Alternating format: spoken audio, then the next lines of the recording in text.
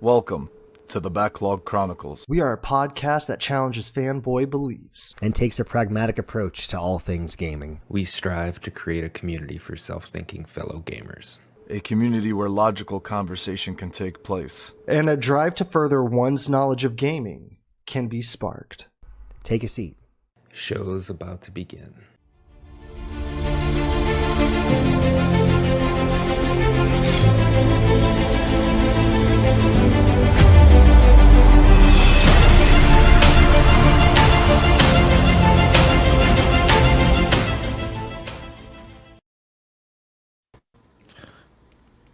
Well, hello.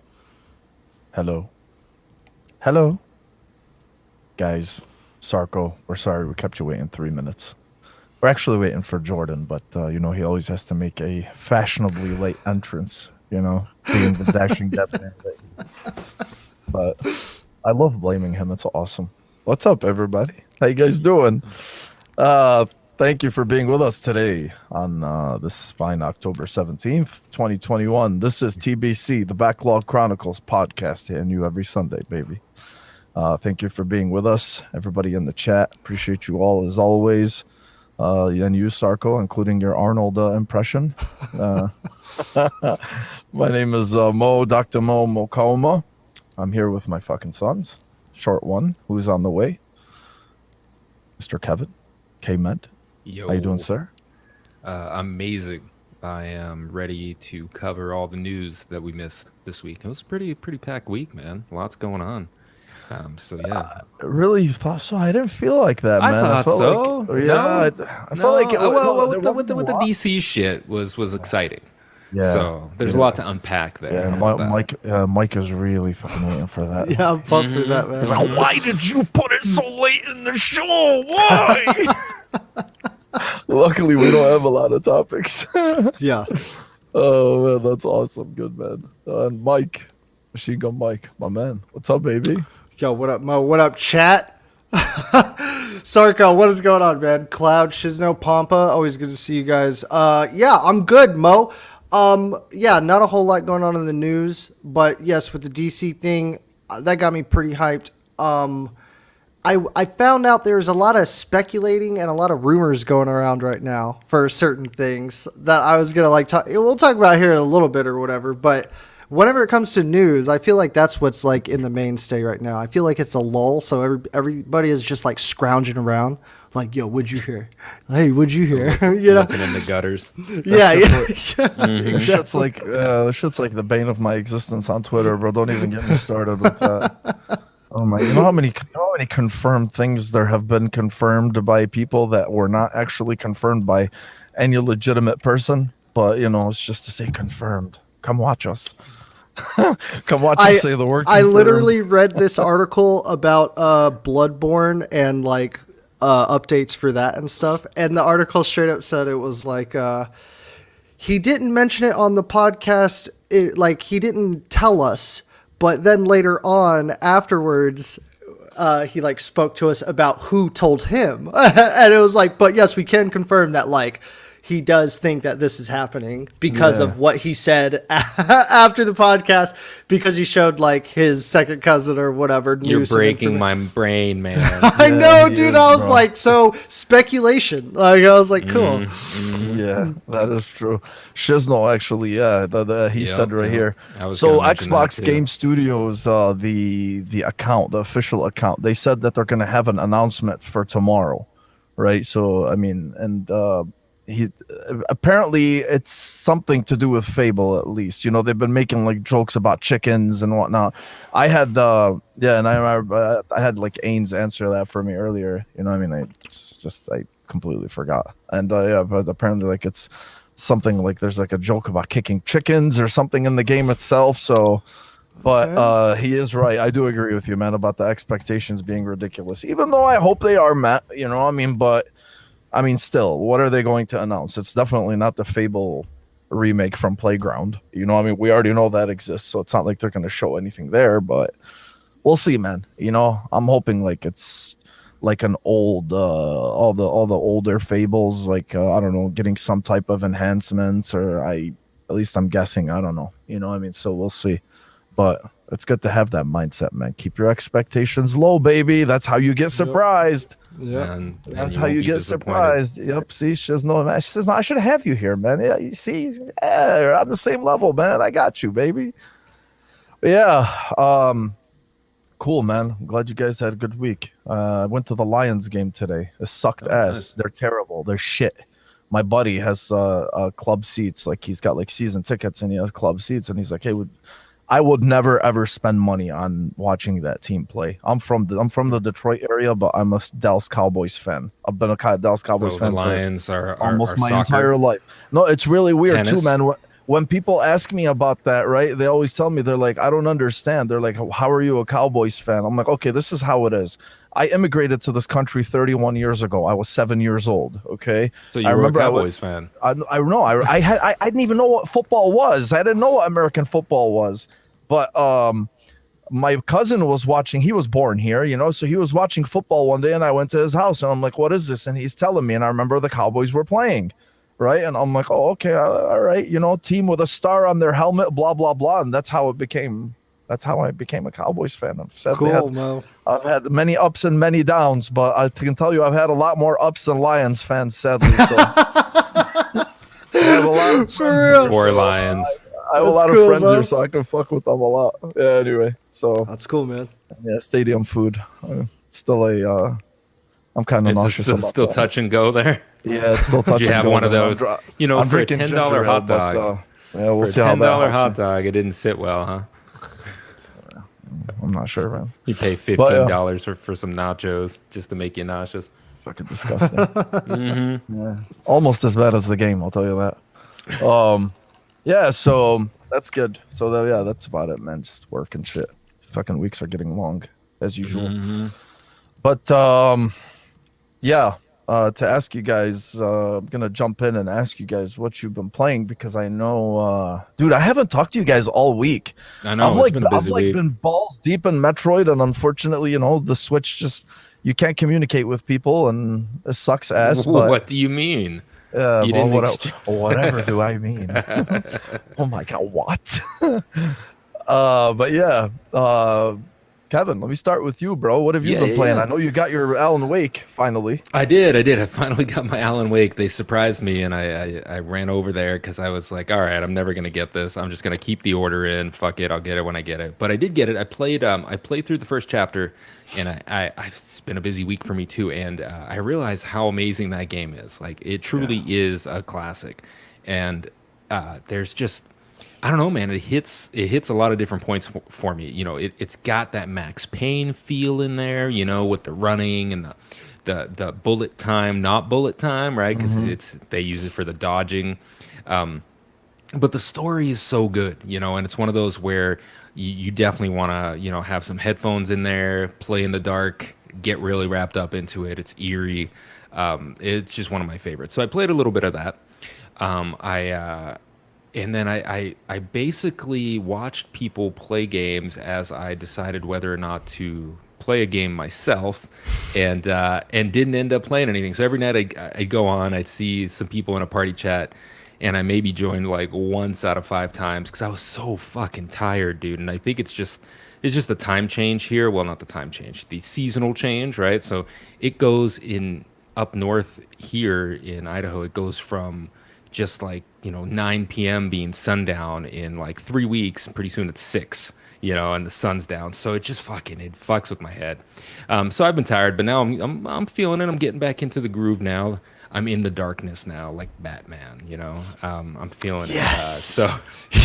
But I haven't played much of anything else really. I was winterizing a bunch of shit around the house because it's getting cold as fuck. Making sure all the hoses are off and the grass is good and the cars are good to go. But I really want to get back into some Alan Wake. And I actually, oh my God, dude, I turned on Destiny 2 yesterday.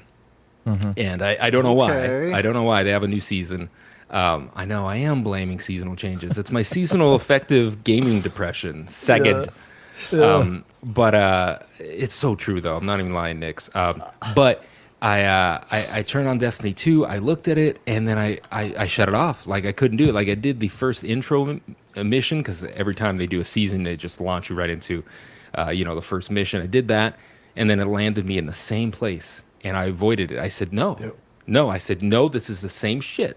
I'm going to do the same shit all over again for yet another season. So, nope. I turned it off. I'm sorry, I got to take this call. No, I'll be right back. Go ahead. Yeah, go ahead. And the Destiny trap didn't get me this time. I've been on the fence to go back to Avengers, but that's also just like at this point I'm just leveling characters, right? Like I've maxed out 2 characters, so now it's like this grind. I got like 8 more characters to max out. Yeah, it's a rewarding game in terms of how much loot they give you. You're always upgrading your shit, right? I like that, and it's super easy. You don't have to fucking worry about much of anything. Like, I guess you can min-max on it if you really wanted to, but unless you're super hardcore, I don't think it matters, really. You just upgrade, and you fucking beat shit up, and you keep going. I just haven't really been into anything. I think after this game, after this podcast, I'm going to jump back into Alan Wake. Jordan, we're going around the room, man. I think Mo. What's up, Dick Grayson? Oh man, Nightwing himself. Nightwing. Sorry, we're on a DC theme right here. Yeah, Kev, real quick. Yeah. What's up, Jordan? Welcome to the show, everybody. Everybody in the chat has been waiting for you, my friend. God damn. You should take off your coat and get comfortable, man. You just walked in. Like, take off your shirt too. That's fine. Yeah, there you go. Yeah. So, Kev, playing Alan Wake nowadays compared to, like, what are not only differences, of course, like gameplay and stuff like that, but what are some things that maybe you didn't pick up on, like, when you played it at first? Okay, so it's been like 10 years since I played it. Okay. So I've also grown as a person as well, I suppose, although the Alan Wake theme is pretty simple, It's dark, it's eerie, it can be kind of serious at times, but the eeriness of it is still there. Like, they definitely captured that, the fog, the ravens, the birds, the cool transitional effect that these guys, monster up at you and like warp into existence. I think it's all still very spooky, and it's all still very well done. They basically put a new coat of paint on it, and that is okay. Like, I'm glad they didn't fuck with it too much. Some people were already complaining that there was less fog now than there was back then. I think they might have used fog back then to kind of hide shit because the graphics just weren't, fantastic. But a fantastic game. I've been playing it on the PS5. The DualSense has a little bit of integration in there. Like, you get a different feel for whatever gun, you use, and your flashlight has some shit, but the rumble isn't there, which is disappointing. Like, I really wish they had pumped in that integration, because this is the game for it. Like, this is the perfect game to really dual sense the shit out of, and they didn't, and that's okay. And Alan Wake feels perfect at 60 FPS. I played on the PC, so I was playing at 60 FPS before as well.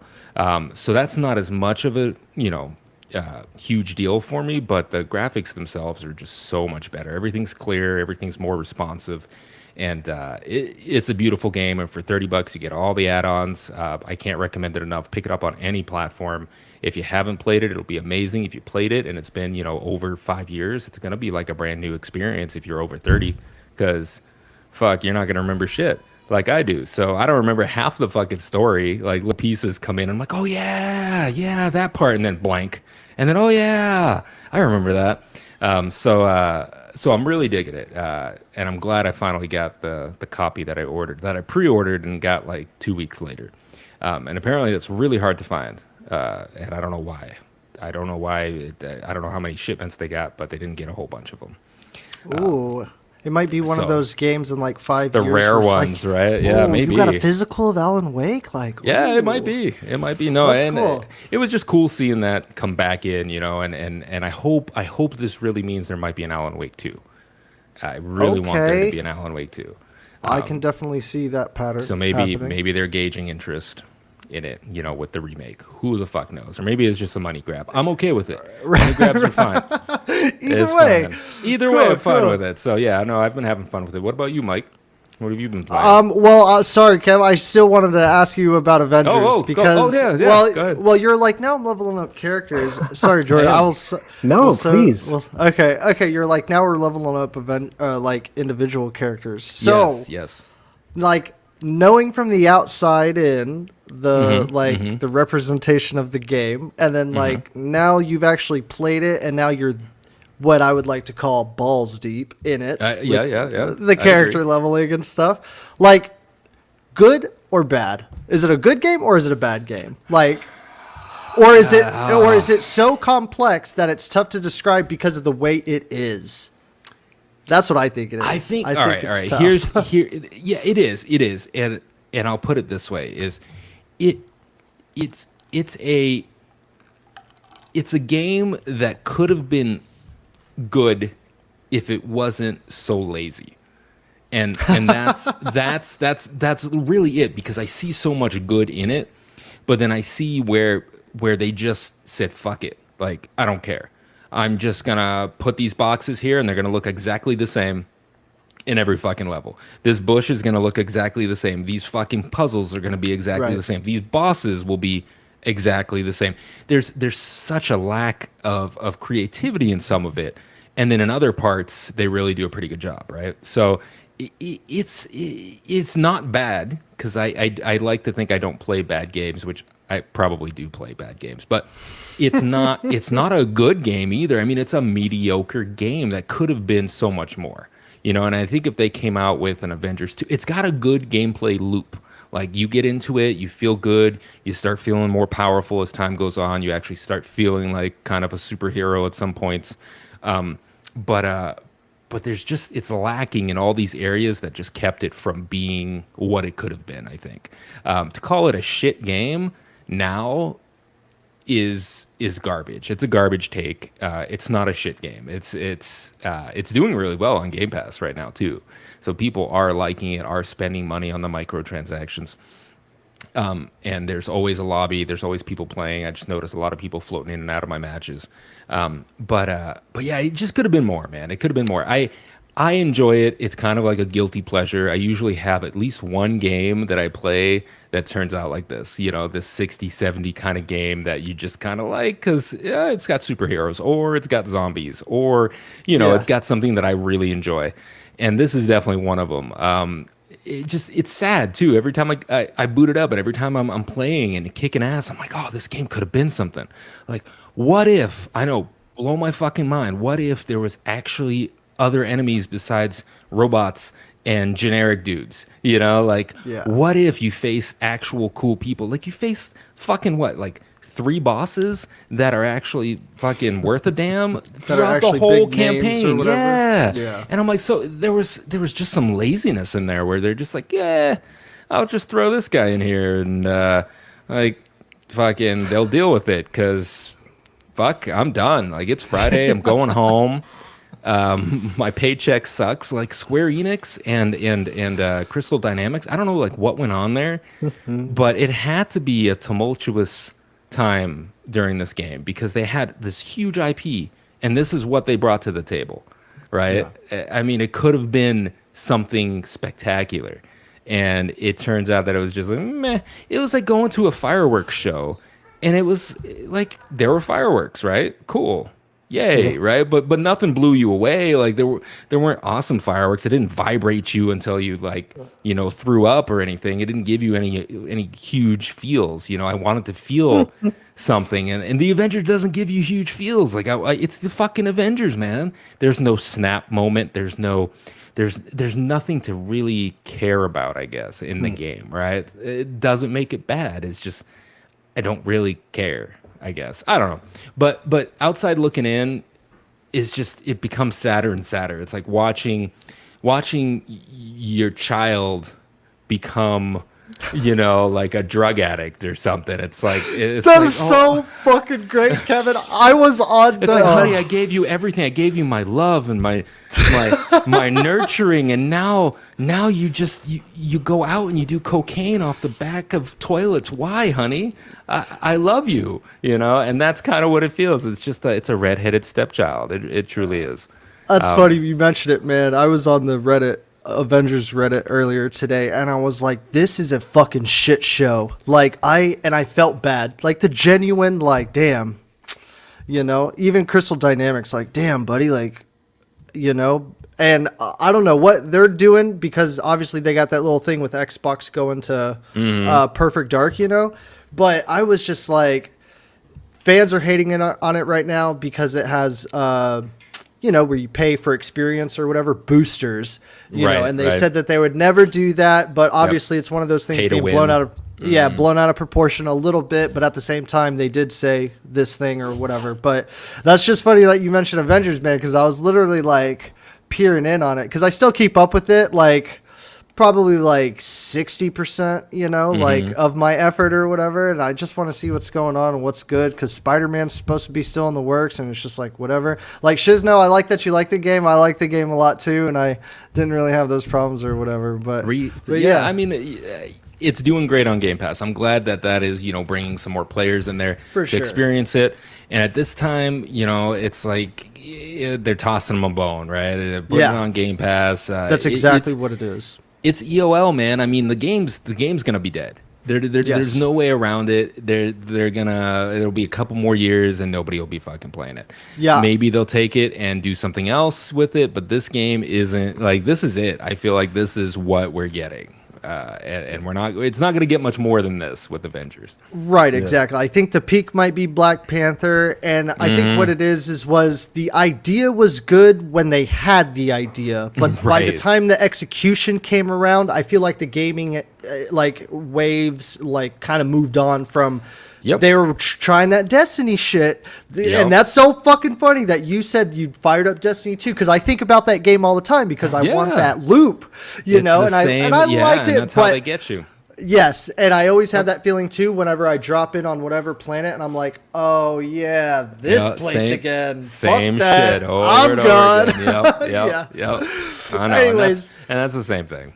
Right. I love it, Kev. So cool. I'm just glad that like you got deep enough to be like, okay, I see the good in it, but I definitely... I think I can fully review Avengers now, you know, without taking just shitty hot takes. I can honestly write a review for Avengers, and it's absolutely like a 70 game, you know. I think that's fair. It's a 70 game, and if you like the Avengers, that's going to sway it more for you. If you're not big into superheroes, then I think you won't be interested. Go play Destiny 2, you know, But yeah, that's all I got. Nice. Welcome back, Mo. Hope that phone call went good. Yeah, man. I might end up getting another one soon. Okay. You know, because the timing is always... We'll work with it. Yeah. Did you see that Jordan showed up? What's up? What's up, baby? What's up, dudes? New background, new house. Shit, dude. Oh, yeah, that's right. Spiffy done, son. My son moved into a new house, bro. Oh, God. He's still in boxes. Still in boxes, man. I moved on Wednesday, and then I had one day after that to kind of get the essentials situated. So the kitchen, the bedroom, and I've been working since Friday now, so I'm not off again until Tuesday. So just a few things here and there, but the essential things are out. So luckily you're a bachelor, so all you have is a fridge, just a plate and a fork, and he like tucks it. He just has it's like you've already been here, Mike. You got your sleeping bag rolled out on the floor, like using your backpack as a pillow. Yeah, and my console. Plugged in with my router, man. I have no cell service out here, so. No cell service. Oh, wow. I shouldn't say no. It's minimal. It's minimal, but drive a few minutes out and then boom, there it's back. Just go climb a mountain real quick, Jordan. It might actually be a good thing. It is a good thing, dude. It's quiet. Yeah. Hey, Born, it's probably like 15-second delay, some shit like that. I wanted to answer him. That's cool, man. I'm glad. Yeah, man. I was asking these guys too before I got off for the phone. I was asking them what they played. It seems like they went from Destiny to Avengers. And what about you, man? Have you squeezed anything in this week? Yeah, dude. Just before I moved, and then just as soon as I got settled in, I managed to wrap up my playthrough of Bloober Team's unsighted Observer System Redux. That was a cool game. I slept on that for a while, and I'm kind of glad I did, because the System Redux with the Series X enhancements is freaking gorgeous, man. It runs really well, and the ray tracing is impressive. I kind of like liken it to how nice and fluid it looked in like Doom Eternal, because the game has a fantastic frame rate, unlike some of Bloober's other games, which are less than optimized. But this one really kind of stuck out to me more. I've played all of their games. I'd probably rank this Observer, then Medium, then Blair Witch. Wow. I don't really definitely above the Medium second. Okay. Yeah, okay. Definitely. It was I think it was mostly just the setting was just really, really interesting to me. Again, it's super cyberpunk, like grungy aesthetic. And then Rutger Hauer's voice acting is freaking awesome too. Yeah. Yeah, man, it's worth a play. If it's been in your backlog, I can't recommend it enough. And it's kind of like the spooky season, so it's a cool game to kind of get to the vibe with. The other thing I dove into though was Unsighted, which is on Game Pass. Everyone's talking so much about Metroid Dread, but all right, Unsighted. All right, so I've been waiting for you to tell me about this. So is this Metrovania? Or? So yes, it is. Unsighted is a top-down pixel art style Metroidvania. It is developed by a first-time indie developer, Studio Pixelpunk. I believe they're from Brazil. But it is. It's like I said, top-down pixel art, and what you essentially the kind of the story is you play as a sentient automaton named Alma, and this meteor supposedly crash landed into the city, and the energy in the meteor has given all the robots there essentially the ability to develop a consciousness. Humans fled this. Yeah, humans fled it, and am I still there? You guys still got me? Yeah, we got you. Yeah, you're still here. Okay. Oh yeah. So humans fled there, and then eventually they came back to take control. What happens now is because humans are harvesting this meteor, the stuff that's giving robots the ability to have a consciousness, they start to go rogue, and they what they call as unsighted. So your character that you play as has to basically traverse this world to collect these 5 crystals as if you were playing like a Zelda game, right? But the cool thing about all these regions are interconnected, and you can essentially go to any of them in any order you want to. So you have full freedom in that regard. Cool. The combat is very much like a timing based. You have a parry system, you have dodges. There's RPG mechanics with weapon crafting. You have this little like slot system where you can pick buffs for your characters. You can adjust your build on the fly. There's a lot of depth to it, man. It's really kind of surprised me. But I just love how the mechanics in there harken back to a lot of classic games. Like again, A Link to the Past. It has a little bit of Souls DNA because when you die, you do lose half of your resources. Oh, that's wonderful. But you can go right. I'm not going to play that game. Thanks for ruining it for me. That was the disclaimer. I was literally about to be like, sign me up. Right? No, never mind. It's forgiving. It's forgiving. Don't be a pussy. You only lose half of your resources. You can go back and pick it up and run away if you have to. Again, it's just like a Souls game. You don't have to fight every enemy you come across. But the big hook to this game is that there is an ever-present clock that's kind of ticking down to when you eventually will go unsighted. And it sounds really stressful on paper, but it's not that bad. You along the way you'll unlock these consumables, like a thing called like meteor dust, that you can extend, your clock, so to speak, by an extra 24 hours. Like your character starts with, I think, like 300 and something life hours or whatever, but all of the NPCs in your main village are on a clock also, and they're all starting from different points. And so again, it's pretty high stakes in that regard because depending on who it is, this could be a merchant that sells you weapons. It could be a merchant that sells you upgrade cogs, or a merchant that sells you upgrade chips. And if they go unsighted, their shop is no longer available to you. Yo, what? Yes. That's not some like dragon rot shit. Yes. Type Deep, what? Man. It is deep, man. It's deep. Yeah, it's deep. It's impressive, honestly. I honestly said, and this is a first time effort from this small studio. So I'm loving it. I think what I imagine will happen by the end of the game is that you can do a new game plus to kind of experience, what happens with if you keep this person alive or this person alive. It's also designed to be speed run too, because there's an achievement for you achievement hunters out there to beat the game in under an hour. I don't know how that's possible, but yeah, the game is a blast. So for anyone that enjoys Metroidvanias, it's not to be missed. It's on Game Pass. I feel bad because it's totally going to be overshadowed by Metroid Dread. I mean, the timing, dude. Come on. It is. That's the thing. They have no control over that, obviously, but you can tell that the influences that helped to shape this game are there, and it's awesome, dude. It reminded me a lot of my experience with Death's Door. That's what I was gonna say. Check it out. It's on all platforms, I believe. Yeah, it is. It is. Hey, That's Jordan. cool, Hey, Hi, I'm just curious, bro. Does October make you feel like a certain way? Because you have been on this spooky kick, and Yes. like I just see it all over you, bro. Yes. And yeah. so, what have you been doing for October, bro? You saw some movie, you didn't like it. I heard it was good. It was okay. Oh, yeah, that's right, Halloween yeah. Kills. Halloween Kills was okay. Yeah. You know, I do get into. I love horror movies. I like Does watching that scary have shit. Jamie Lee Freak. Curtis in it? She Yeah, did. Jamie She Lee looks like a Curtis in it. scarecrow. Yeah. They aged her like That's some crazy. time, man. But They man, I aged don't- her, or did she just age herself? Well, she did age herself. She doesn't look bad, honestly, but like her character is like weathered. Yeah. But I don't know if you I guys gotta are into the watch Halloween. If you're into the Halloween franchise at all, Halloween did like a soft reboot in 2018 where they basically kind I of remember picked that up one. from the original, and that was fantastic. So I had high hopes for this movie because it's the same team, the same director, same writer, and the same crew. But I'm just like, what happened here? No, What are you, not what good, the- huh? What are you trying to tell me here? Like the story went in all sorts of random places, and by the time it was over, I was like, where did we go? It's a trilogy they're doing, by the way. Oh, good.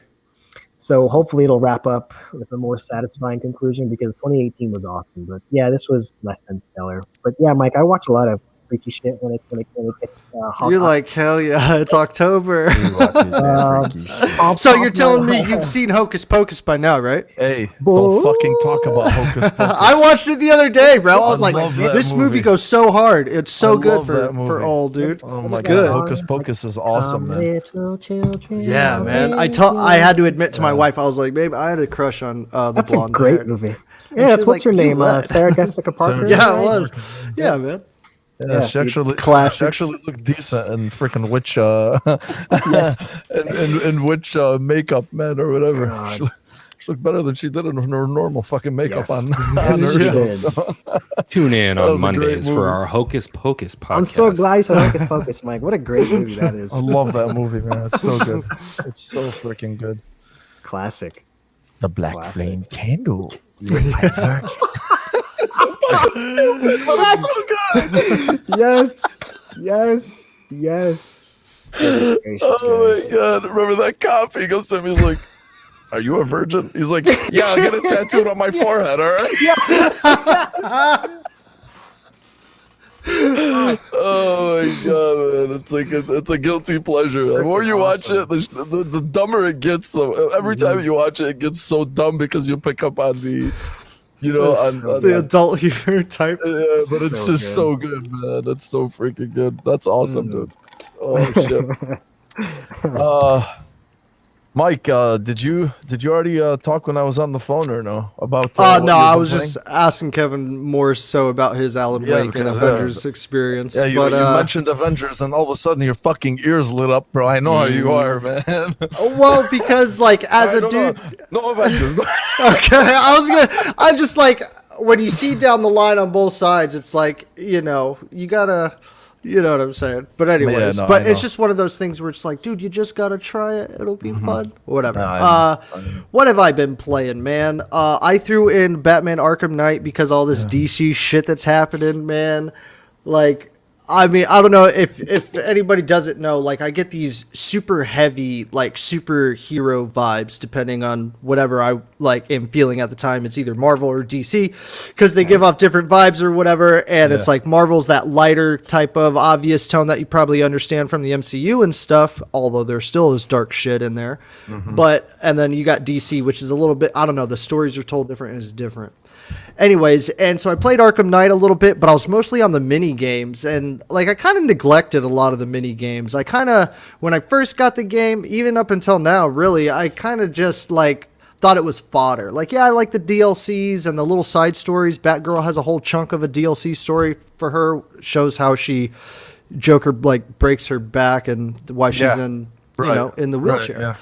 And that's great, and I love those types of DLCs, but I just thought all the challenge and stuff was just like fake. Like I thought it was just filler. I thought it was just like something like the races are cool. The races are actually pretty fucking cool, actually. Like you are doing movie scenes from The Dark Knight and The Dark Knight Rises and Batman Begins and stuff like that, and it's like set up as a movie. Like you see the blue screen and stuff like that. Anyways, I was just more in awe by it this time around, knowing that Death Stranding had to have a complete remaster and a PlayStation 5 release to have what Batman Arkham Knight already had. And I don't know, I was just like, man, like Arkham Knight, to me at least, is literally one of the best games of last generation. Oh, 100%. Top 5, easily top 5.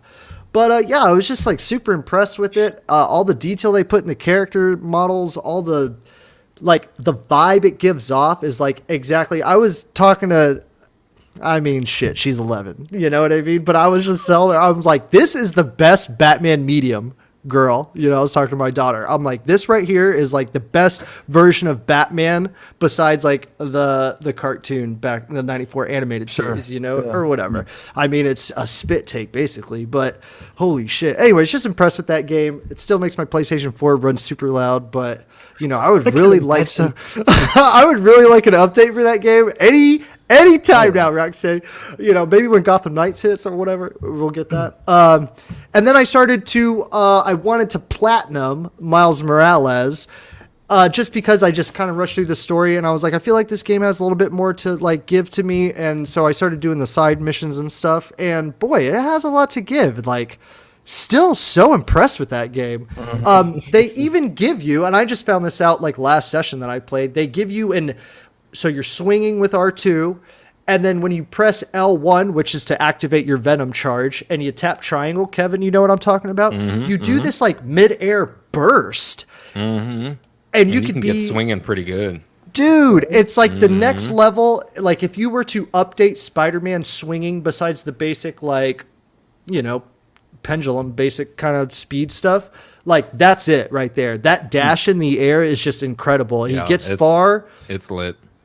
Dude, yeah, it's just crazy. And I was like, what? And you don't get that until you complete like a certain challenge or like challenge 2 of the traversal, like Spider-Man tutorial, whatever. Because they give you that storyline of like Peter Parker being the mentor to Miles Morales because Peter Parker's gone. And so I tried to platinum it. I was like, I can fucking get this, you know, like I spent like a good little session on it, about 5 hours. And I was like, fuck, dude, I still can't, I haven't platinumed it. Yeah. So then I was like, all right, good for you, Miles Morales. Like I really thought I had you in the bag and now I have it. But now because DC has like overwhelmed me, I'm like, am I really going to revisit this again? And I'm right there. And so I'm just like, maybe another day, you know. Whatever, I'll hit you later, Miles. Yeah, cause I haven't done Spider-Man yet, but I did it on the 4. But anyways, yeah, just Spider-Man and obviously Mortal Kombat. When you're rusty, boys, I'll tell you what right now, perishable skill Mortal Kombat is. Okay, if you ain't on that shit every day or every other day, you're gonna get your ass beat by low level players, bro. Level 26, this dude picked Spawn, and I was like, I got this motherfucker. He's level 26. I'm going to roll him up. I'm going to mix him up with Sub-Zero, as you guys have seen, like, what the capabilities are, of course. That dude beat my ass. And I was like, this has got to be a dude that plays on Xbox and has, like, jumped over the PlayStation. I'm like, this dude has beaten me up too good. But anyways, yeah, that's all I've been really playing. Not a whole lot. I've been feeling like this way where I'm just like, I'm waiting for something new, even though there's new shit, like, already there that I could play, but I'm just not feeling that. Like, but do you know what I'm feeling? And I cannot stop thinking about this. Fucking Halo. I'm not like that. I'm not like you guys in that sense where it's like, oh, fucking Halo. And I'm like, God damn it, I'm like that now. Like, fucking Halo, bro. And the more I read about Battlefield, I'll know what we'll talk about here in a second. Sorry, guys, I'm just fucking going off on a tangent here. Let's do it. The more I read about Battlefield, dude, as excited as I was last week about it, dude, now I'm like, whoa. Like, what the hell is going on with Battlefield? Whew. Yeah, so mixed bag of emotions, my friends. Yeah. Yeah. What about you, Mo? They did show off a new mode, but I don't think that really helped the game much. We'll get into that in a bit. Me. Yeah, man.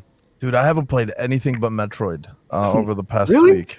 Yeah, I know. Surprise. That's good, though, Mo. I like that. Yeah. So you beat it, right? I'm on the last boss. I reached the last boss last night.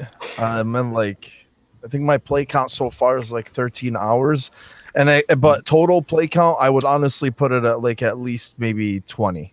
Because what the game does is it resets the clock time from the last save after you die. So let's say I save the game and I play for a half hour, and if I die, that half hour is then reset to my previous save, unless it's somewhere close to. That's what I read yesterday. Yeah. Because I was looking at it, I'm like, dude, the other night I played 4 hours, right? I played 4 hours, and the clock and the game clock only added 2. I'm like, how the fuck does that make sense? Because I know I went to 3 or 4 different zones, and I was doing a lot of shit. I was scavenging and whatnot. And it only gave me 2 hours of playtime, so I'm like, there's got to be something. But what's even the point of that? I have no idea. To be honest with you, I don't know. I know, but yeah, the game is awesome, man. I know you were talking about the Metroidvania one. This is the first proper 2D Metroid that I actually fully invest in. I played the first one back on the NES when we were kids, and then I never played any of them after that. I didn't play Metroid 2 because it was on Game Boy. And then obviously there was Super Metroid on the SNES. I played that when I got older. I didn't really dive too much into it. And then obviously Fusion I didn't play, so that's why and then I became a huge fan of the series itself from the Prime game. So it's actually took the 3D games to make me a fan of the series. So that's when I started digging into the lore. But yeah, bro, the game is fucking awesome. It's so good. It's there's different opinions that were that I get depending on who you talk to. Some people feel like it's a little bit more linear in terms of once you unlock something, it kind of guides you there. Me, I pretty much define linear based on how the game walks me over to wherever I'm supposed to go. The other night I legitimately got lost for 2 hours.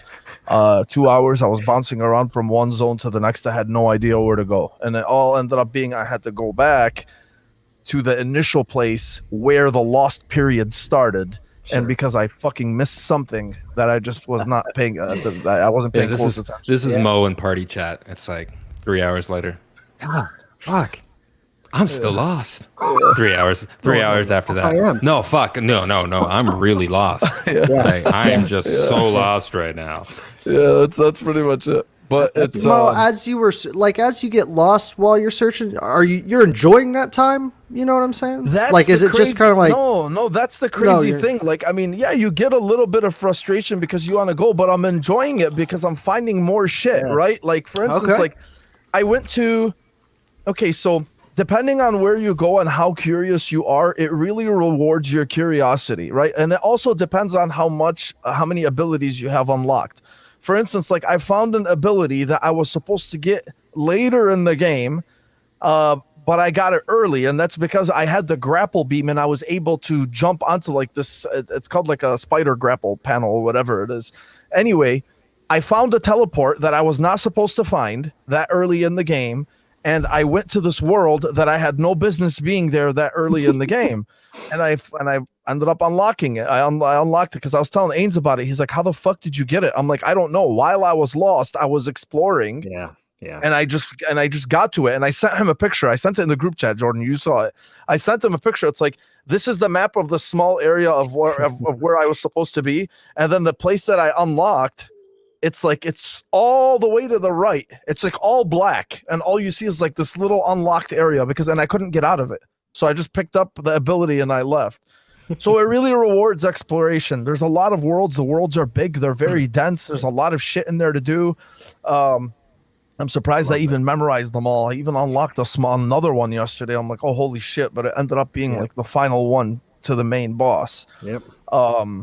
Yeah, bro, it's awesome. I mean, I could go on and on about it, but I'm really loving it. I really am appreciating how patient I have been. I didn't expect myself to be this patient with a 2D side-scrolling Metroidvania. You know, like, I mean, the 3D games for me were very appealing, and that's why I love the Prime series. But again, this is like the first time I am fully invested into this, and maybe it had a bias because I'm a Metroid fan, but still. Like, normally I'd be like, man, fuck this shit. This is like too tedious going back and forth and whatever. But I find myself really enjoying it. And that's why, like, cool. That's why I can't stop talking about it. I'm so happy for you, man. Honestly, that's the best thing about those games is just the exploring, like you're doing, dude. Because, like, I hope this gets you back into going to checking out the Ori games again, because those are so friggin' phenomenal, man. And you'll get lost. You will get fucking lost. Yeah, that's just the nature of those games. Like, I get lost in Unsighted a lot already, but dude, it's like just like you said, you'll experience those gratifying moments where you're like, okay, now I know where to go. But it's still, like, to Mike's point, it still feels fun when even though you may not know where you're going. Yeah. No, I did play. I actually, the weird thing is I played Ori on the Switch. I didn't play it on the Xbox. I remember when Ori first launched on the Switch, I played it there. And then I remember, like, and maybe an hour or 2 hours into it, I'm like, why the fuck am I playing it on the Switch? I can play this on my Xbox. It's so you know, like, I mean, in higher definition. I swear to God, I'm telling you, like, that's really, like, it just fucking hit me. I remember initially I was like, ooh, another reason to actually use my Switch, right? Yeah. And then I'm like, why am I fucking playing Ori here when I could play it there, right? So I just stopped, and I still need to go back. And now this is actually going to entice me to. You got it, man. You can. Yeah, for sure. Well done, brother. I don't know how lost, you know, like, I mean, in Ori, but it seems like it's gonna be pretty bad from what you're saying. But as long as I can make my way back, man, you know, that's all that matters. You'll be fine. Ains, my fucking son, thanks for being here, man. Hope you're well too, brother. Thanks for coming out. Yeah, but that's it. I'm hoping to at least have it beat. I actually wanted to have it beat by today, you know, like, I mean, before the show, but still got time. Yeah, but that last boss is a bitch, man. Yeah, I played him like twice last night. It was like 3 a.m, and I finally got to him, and I'm like, all right, let me try this guy out. So he fucked me up the first time. I'm like, okay, let me just try this again. And he messed me up the second time. I'm like, all right, man, I have no patience or dexterity right now. I need to fucking sleep, so I'll try this out later. But yeah. That's where I'm at, man. So glad to see. Yeah. Okay. All right. Let's dive into it, boys. Shall we? All right. All right. So let me see Yeah. I think you're right there. Okay. All right. Let me start off with Ghost Recon, because this was a conversation that I actually wanted to have last week, but we ran out of time. So Ubisoft teased the new Ghost Recon at the time, and you know, they got everybody's hopes up. You know, you got people like me who, you know, I love Ghost Recon. I love the old style of Ghost Recon when it was actually military and infiltration, and, you know, figuring out how to fucking, you know, get past things, and using your gadgets and whatnot. And I felt like it hit its peak in Ghost Recon Advanced Warfighter, and I actually liked Future Soldier. A lot of people didn't like Future Soldier because it was more linear, and it was more action movie and more linear than before, which I actually thought was cool. I'm like, all right, man, you know, like, they're trying to change up the formula a bit. Yeah, sure, but still, like, you're still infiltrating. It's still military. You're still, like, using gadgets and shit and coming up with different strategies. So it shoehorned it a little bit more for you, you know, than before. You know, like with Advanced Warfighter 1 and 2, like, they were just more open, so you had a lot more space to work with. Anyway, yeah, I find myself, you know, as one of the Ghost Recon purists, you know. So I mean, and then I looked at, I'm not gonna lie to you, I know a lot of people liked Ghost Recon Wildlands. I didn't. I didn't care for it, because, you know, again, at that point I was like, this does not need to be open world. I know it worked, but still, speaking as a Ghost Recon snob, like, for me, I'm like, nah, this isn't for me. And then Breakpoint came out, and that's actually around the time when I first met Mike. It was around that time when Breakpoint came out, and I was really excited. Right. The way that they advertised Breakpoint, I was like, yo, this is fucking awesome. Survival and shit. I was excited too. Yeah, I even bought that shitty collector's edition, man. Yeah, I was balls in, man. I got suckered. That's the worst $200 I've ever spent on a collector's edition. They do make a lot of mistakes. Ubisoft does come with some sweet statues. That is the only. The statue was nice. Yeah, I'm not gonna lie. Statues are nice. Though it was John Bernthal. You know, I know that would really excite Ains. You know, but still, yeah. Anyway, that came out. That left a sour taste in people's mouths, and a lot of people are like, you know what, man? All right, whatever. They still tried to fix it. Anyway. They finally revealed this game, Frontline, Ghost Recon Frontline, and it ended up being a fucking battle royale. Yeah. So they got a lot of shit for it. You know, I gave them shit as well. I gave them shit, not like it matters, you know, if I give it. I'm just saying, like, I mean, I was basically like just echoing a lot of what people out there were saying. If you guys want to laugh, go on the YouTube page for the Ghost Recon Frontline reveal and see the ratio of dislikes to likes. It is fucking hilarious. 22,000 to what? Look at this. 22,000 dislikes to 5.3 thousand. This is hilarious. Right, because look how they fucking trotted out these developers like they were fucking look at hey, what's up? I'm here to introduce the shittiest game ever. I'm like, what is this Rockstar shit, bro? Like, I love developers, but Jesus Christ, they got them like giving like a heroic fucking look and shit. Like, get the fuck out of here, man. We're all dorks. Stop this shit. Oh my god. So anyway, so go ahead, Kev. I'm sorry. That introduction was the best part of the whole reveal right there. Yeah. That was it. Yeah. Strutting his shit. Man, it was just anyway. They went first person. Nobody. I mean, a lot of people just didn't care for this. Everybody who loves Ghost Recon was just like, give us Ghost Recon. So obviously they did not. And with going with what Ubisoft is doing, this is going to be a free to play as well. It's going to be an FTP. Shooter. So they just were like, oh, you wanted a Ghost Recon game? Well, here's a first-person fucking battle royale, you know? And I'm not sure, to be honest with you. I don't know who Ubisoft is targeting. I know what they're going for, you know, because obviously, like, everything is monetized, you know, the way that they do it, and they're trying to maximize as much as they can out of these projects. That's why a lot of their projects now are all, what do you call them? What are they fucking when add a DLC and shit? What's the word I'm gas. Oh, gas. Yes, they're live service games now. Almost all their games are gonna be. But and I think, you know, as much as we joke around about it, you know, whether it's Splinter Cell or whatever, and like I really am at a point now where I clearly know what Ubisoft is doing, and I'm not gonna even, you know, like, I mean, I always joke around about it, but I just don't even care to joke around about it anymore.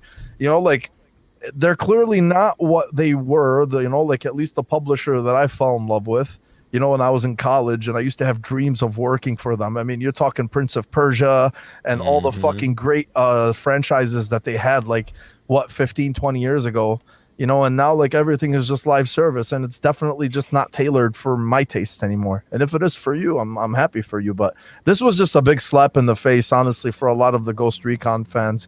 You know, it's like, if you want to go live service with a lot of games, that's fine. But come the fuck on, man. Like, even Ghost Recon, you fucking... I'm going to spare my... You know what, man? Yeah. I'm going to spare everybody in the fucking chat. It was bad. Jordan, let me jump to you, man. Well, how did you... What did you think of this? Okay, so let me first off, I'm gonna play a little diplomacy here, because, you know, that's always my role. Yeah, of course you are. I call you after the show. First... All right, let me say first of all, I will be the first person to say that I was also incredibly underwhelmed by this showing. Like, again, to every point that you just said, you know, that there seems to be a disconnect in terms of what these creators want to make versus what the fans expect. This is coming from someone that has not played actually played and finished a Ghost Recon game since Ghost Recon 2 on the original Xbox back in like 2004, I think, or something. I didn't play Advanced Warfighter, Future Soldier, any of those. I dabbled with Wildlands, but yeah, nobody asked for Ghost Recon to be translated into a battle royale game. So The ratio is comical, but I feel so bad for these people because there's a dog outside. Whose dog is this? Sorry. Welcome to your home. Here's a free dog. See you, bye. Dog's barking. Anyways, I feel bad because you can clearly see the passion that these creators have these developers have towards making this product here. But again, nobody asked for it. So while I enjoy a good hazing, I genuinely do feel bad that all this effort and talent and man hours spent to make this is probably just gonna flop. And to something like this, that's just not. It ain't it, Chief. It ain't it. Like, they don't want to fucking do, like, I'm telling you, man, they refuse to embrace any more single player games. Yeah, like, no, they do. Like, they're done with it. Like, no more of that shit. And I think this really, really was like the final telltale sign. Like, I mean, if we haven't already had a million of them already, I really, truly think like this was it. You know, I don't know what you think. No, exactly. And Eric's point here, Hyperscape. Man, I gave that game a good old college try. I played for the entire first season of that game. Did you really? Wow, good for you, man. I stuck with it because I was like, oh, look at this. It's a new Battle Royale. This is when I was really into Battle Royale. So I exhausted my Fortnite interest. I exhausted my Apex and my Warzone interest. So I was like, cool. Hyperscape has this ridiculous mobility and you're jumping all over the map. But for one, the controls didn't translate very well to console players. I felt like it was all over the place. And then two, there was nothing really compelling in terms of what the Battle Pass offered. So, yeah, that felt like a misfire to me as well. I don't know. I don't know what sort of lightning in the bottle they're trying to capture with this second attempt at Battle Royale. The thing is they have X Defiant. That's not a battle royale, but that's a free-to-play hero shooter. I don't know how well it was received. They have the Division 2 Heartland, I think it's called. That one is coming out as well. I think that's free to play. You know, apparently they're working on another iteration of Hyperscape. I don't think they gave up on it. You know, like, I mean, from the last thing that I read, and then there's this now, right? But it's just like, what the fuck, man? Like, I mean, what is it gonna take for you people? Like, my God, like, and then on top of that, you have Prince of Persia: Sands of Time. That's like the crown jewel of the Prince of Persia franchise, and you still managed to fucking bungle that up. You know, even with a remaster, and now it got pushed into fucking God knows when, you know, indefinitely. I get it, like, you gave it to a first-time studio, but, like, God, man, like, I mean, and that's the thing, like, it's the same thing as we were talking about with Nintendo from before, when we said, like, look, you know, Nintendo, we joke around a lot about it and how a lot of the moves that they're making aren't really tailored for us anymore, at least like for our demographics and whatnot. And I really that's the point that I've reached with Ubisoft. I'm happy that there's so many people I know, you know, like a lot of our mutuals on Twitter, they love their games, and that's great. And I said last week, just because I don't love their games, it doesn't mean that they're bad games. But still, like, this isn't fucking it, man. Correct. Like, God damn it. Like, I mean, this is not Ghost Recon. How can you look people in the face and say and slap the name Ghost Recon on this game? Like, really? Like, I mean, with everything that the series has been through from before, how do you have the fucking nerve to trot this out and call it Ghost Recon and not expect the fans of the franchise to be annoyed?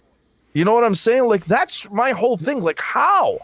Yeah. What the fuck? Like, I mean, especially like when they went through this whole thing with the restructuring, you know, and they're like, oh, the person who was limiting the creativity is gone. You know, now all of a sudden everything's going to change. Where? Where did it fucking go? It seemed like it stayed. So I think, it makes sense for them to just slap a name on that people know, just because it'll help kind of garner traction. But yeah, it would make more sense just to call it Battle Royale, whatever, you know. But I don't know, they bastardized the name. It's just everything is bastardized, man. That's it. You nailed it on the head, honestly. I think Eric is right here. He said Tom Clancy. They didn't use his name on Riders Republic. You know what, bro?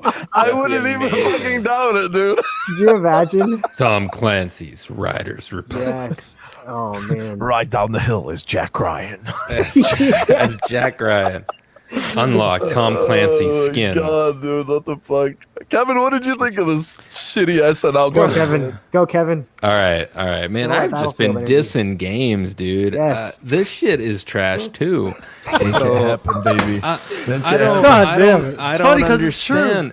It's true. Like if I look at something and I just want to turn it off, it can't be good. This is why. This is it's such a saturated market right now.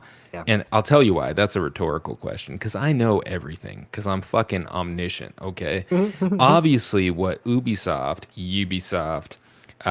is telling everyone is that the only thing they care about is microtransactions and income. That's it. They don't care about your feelings. They don't care about your characters. They don't care about the Tom Clancy, name. They don't care that Ghost Recon was supposed to be a certain thing. They care about money. And this thing's going to come out. If it has a shelf life of a couple years, it's going to make the money back in microtransactions. And they're going to be fucking happy with it because it's going to be some reused assets that they copy pasted from fucking Rainbow Six, slapped on there some logos from some fucking underpaid devs, somewhere, get the interns to do some fucking work on it. Done deal. Slap it out. Wham, bam. Put it on some servers. Half-ass shit. And they'll make money off fucking, Jack Ryan skins on this shit. They obviously aren't listening to anybody, any of their fans. So the faith I have in this company has been dropping, since 10 years ago, really. But the last game I truly enjoyed, Tom Clancy wise, was, probably the original Division. And even that was so far off the Tom Clancy, radar, but whatever. I mean, they used the name anyway. But I think this is just the bastardization of the Tom Clancy brands. This is Ghost Recon Battle Royale. I mean, I remember the Ghost Recons that I played in the fucking 90s on my PC. I sat in the grass for like hours waiting. It was a tactical shooter. It was you needed finesse and you needed skill and you needed stealth and planning. And now whatever the fuck this is, and I played X Defiant, and I think I'm not allowed to talk about it. But if it landed in the trash bin next to this game, I wouldn't be that sad about it. Honestly, it's Overwatch, right? With Tom Clancy shit. That's all that is, and it was all right, but it's so generic. Like, there's nothing here that's gonna keep anybody. Why would you play this instead of COD? Why would you play this, instead of Apex? There's no creativity, dude. There's just no creativity at all. They don't. Like, what the fuck? It is so bad. But I bet you they make money. I bet you they make money. They do. Yeah. And that's why, and that's the business, case. Yeah. But they must have projected that they had a market. But that's the shitty thing. That's why I kept talking about the old way they used to do things. Because, dude, Ubisoft was all about creativity, man. Do you guys remember how fucking good Rainbow Six Vegas was? Yep. Come on, man. One of my Rainbow favorites. Six Vegas 1 and 2 was amazing. Prince of Persia, the first 3 games that they did, Sands of Time, Warrior Within, and Two Thrones, those were amazing. Fucking Beyond Good and Evil, Splinter Cell. Oof, Beyond Good and Evil. I mean, there's more too. That I can't think of it right now, but still, the creativity's gone, man. Even gone. For Honor tried something different. At least it was different. It wasn't good in my opinion, but it was different. Watch Dogs had some creativity, and look where that went, right? I mean, I don't know. It's just they keep stretching that. Give me the company that created Rayman Legends. Give me that. Like, that was fun. I don't know, man. Maybe there's still a chance that they develop some good shit. I mean, Far Cry 6. People are liking, right? I mean, the original Far Cry was fucking creative, man. That was really cool at the time. I get all the Splinter Cells. I get I get the saturation and whatnot, but like, Dude, yeah, there's just no risks anymore. Dude, even Assassin's Creed, the original Assassin's Creed was considered creative. And then, like, with Assassin's Creed 2, they just took that and they Uncharted 2, they just pulled an Uncharted 2 on it, right? Yeah, I mean, you just took whatever was good about the first and just exponentially was better the second time around. And even that itself was creative. You know, the best thing to know that these games, any of these games published by Ubisoft, will be half price in a month tells you a lot, right? I mean, that's just kind of, people have come to expect that. The game is going to come out and it'll be half the price, and they're on to the next one, you know. And it's not even necessarily that some of these games are terrible or bad, but they're not creative, and you damn well know that it's like buying, you know, a Samsung phone. The second you fucking finally have all your apps on it, the new one's out. And you're like, oh, look, Samsung S42 is out, and my S41 is old, because that's how they roll. They're just a money-making machine, right? They're just the Walmart of fucking publishers and developers, right? I mean, it is. Walmart. And Nick's here is right. He's saying, you know, free-to-play works, and Ubisoft wants their piece of that pie. And yeah, man, that's what we've been saying. It makes money.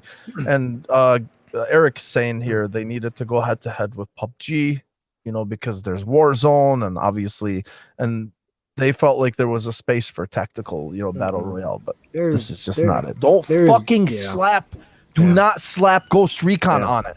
Make a battle royale. Just don't call it Ghost Recon. Exactly. That's such a cheap move. Yeah. How did you not think people were going to react terribly to that? Yeah. And first of all, honestly, no, I was to say, there's no competing with Warzone, honestly. Like, no. Like, what pipe dream are they traveling down right now? Thinking, we better get a piece of that pie.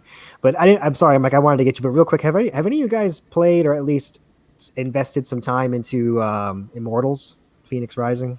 I played about 15 hours. Okay, did you? Okay, you played. I think I put like 10, maybe 20 hours, because like that game, I was like, okay, this is creative as far as like the aesthetics, the writing is funny.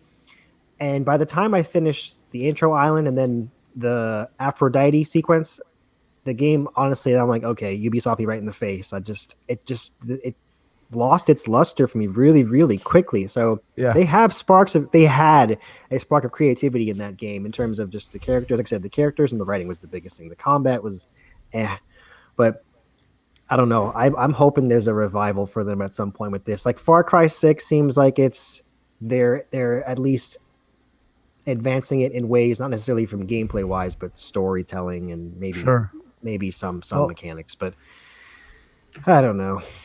Well, Eric here is saying, he's like, they do have creativity. Okay, if you really, really want to get technical, okay, sure, they have creativity. Yeah. And I agree with you. You're saying the problem is the creativity is built on top of the standard Ubisoft formula, preventing the creative aspects from standing on their own and being fully experienced. Okay, that's fine. That's not my problem, though, Eric. Yeah. My problem is the product you're fucking giving me, and how I grade it when I see it is there's a lack of creativity, right? I understand. I know I'm with you 100%. Yeah, I actually feel bad for them because I'm sure the devs themselves probably have so many cool ideas, but these guys are just kind of like, the heads are just shoehorning them and telling them like, no, all this is going to go here. We've said this before and we'll say it again. The way Ubisoft makes their games now, we build a map and we put a game in it. Yeah. Good games are made with a map around it. This is the complete opposite now. So I'm with you, dude. I agree with you 100%, but how does that fucking help me, though? I can't sit here and say in good faith, like, oh yeah, there's so much fucking creativity coming from there, just because, you know, the devs themselves are being limited by what their heads are telling them. Like, I can't, bro, you know, because this is what they're giving us. And again, I'm speaking out of frustration. I'm not speaking because the games are shit. I'm not saying the games are shit. I'll keep reiterating.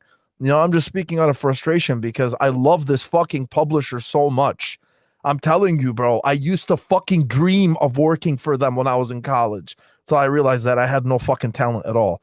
You know, like, I mean, I'm telling you, because they were the ones that publisher used to fucking check every box for me, you know, at that point. And I just feel like they've lost that. And I get it, you know, the industry changed and whatnot and whatever. But the whole point, all of this is it ended up leading to the delay. So the Ghost Recon Frontline's closed test has been postponed following fan backlash. The development team is dedicated to creating the best experience possible. That's what they said. So they basically, so again, yeah, it is a battle royale game, and they said that they're going to postpone it. Now, they did not say that it's because of the backlash, but it is pretty, I mean, it's assumed. The assumption is it's because of the backlash itself. So, yeah, man, you play with That's fire. funny. You play with fire, you get dealt with, bro. That's the way it is. Mike, I didn't ask you about you, man. Did this check any boxes for you or what? When I haven't seen it all week. I actually pulled it up just right before the show to get it was like earlier from the show. And then of course, like just while we were talking about it, and I'll tell you why I got backlash. It looks like shit.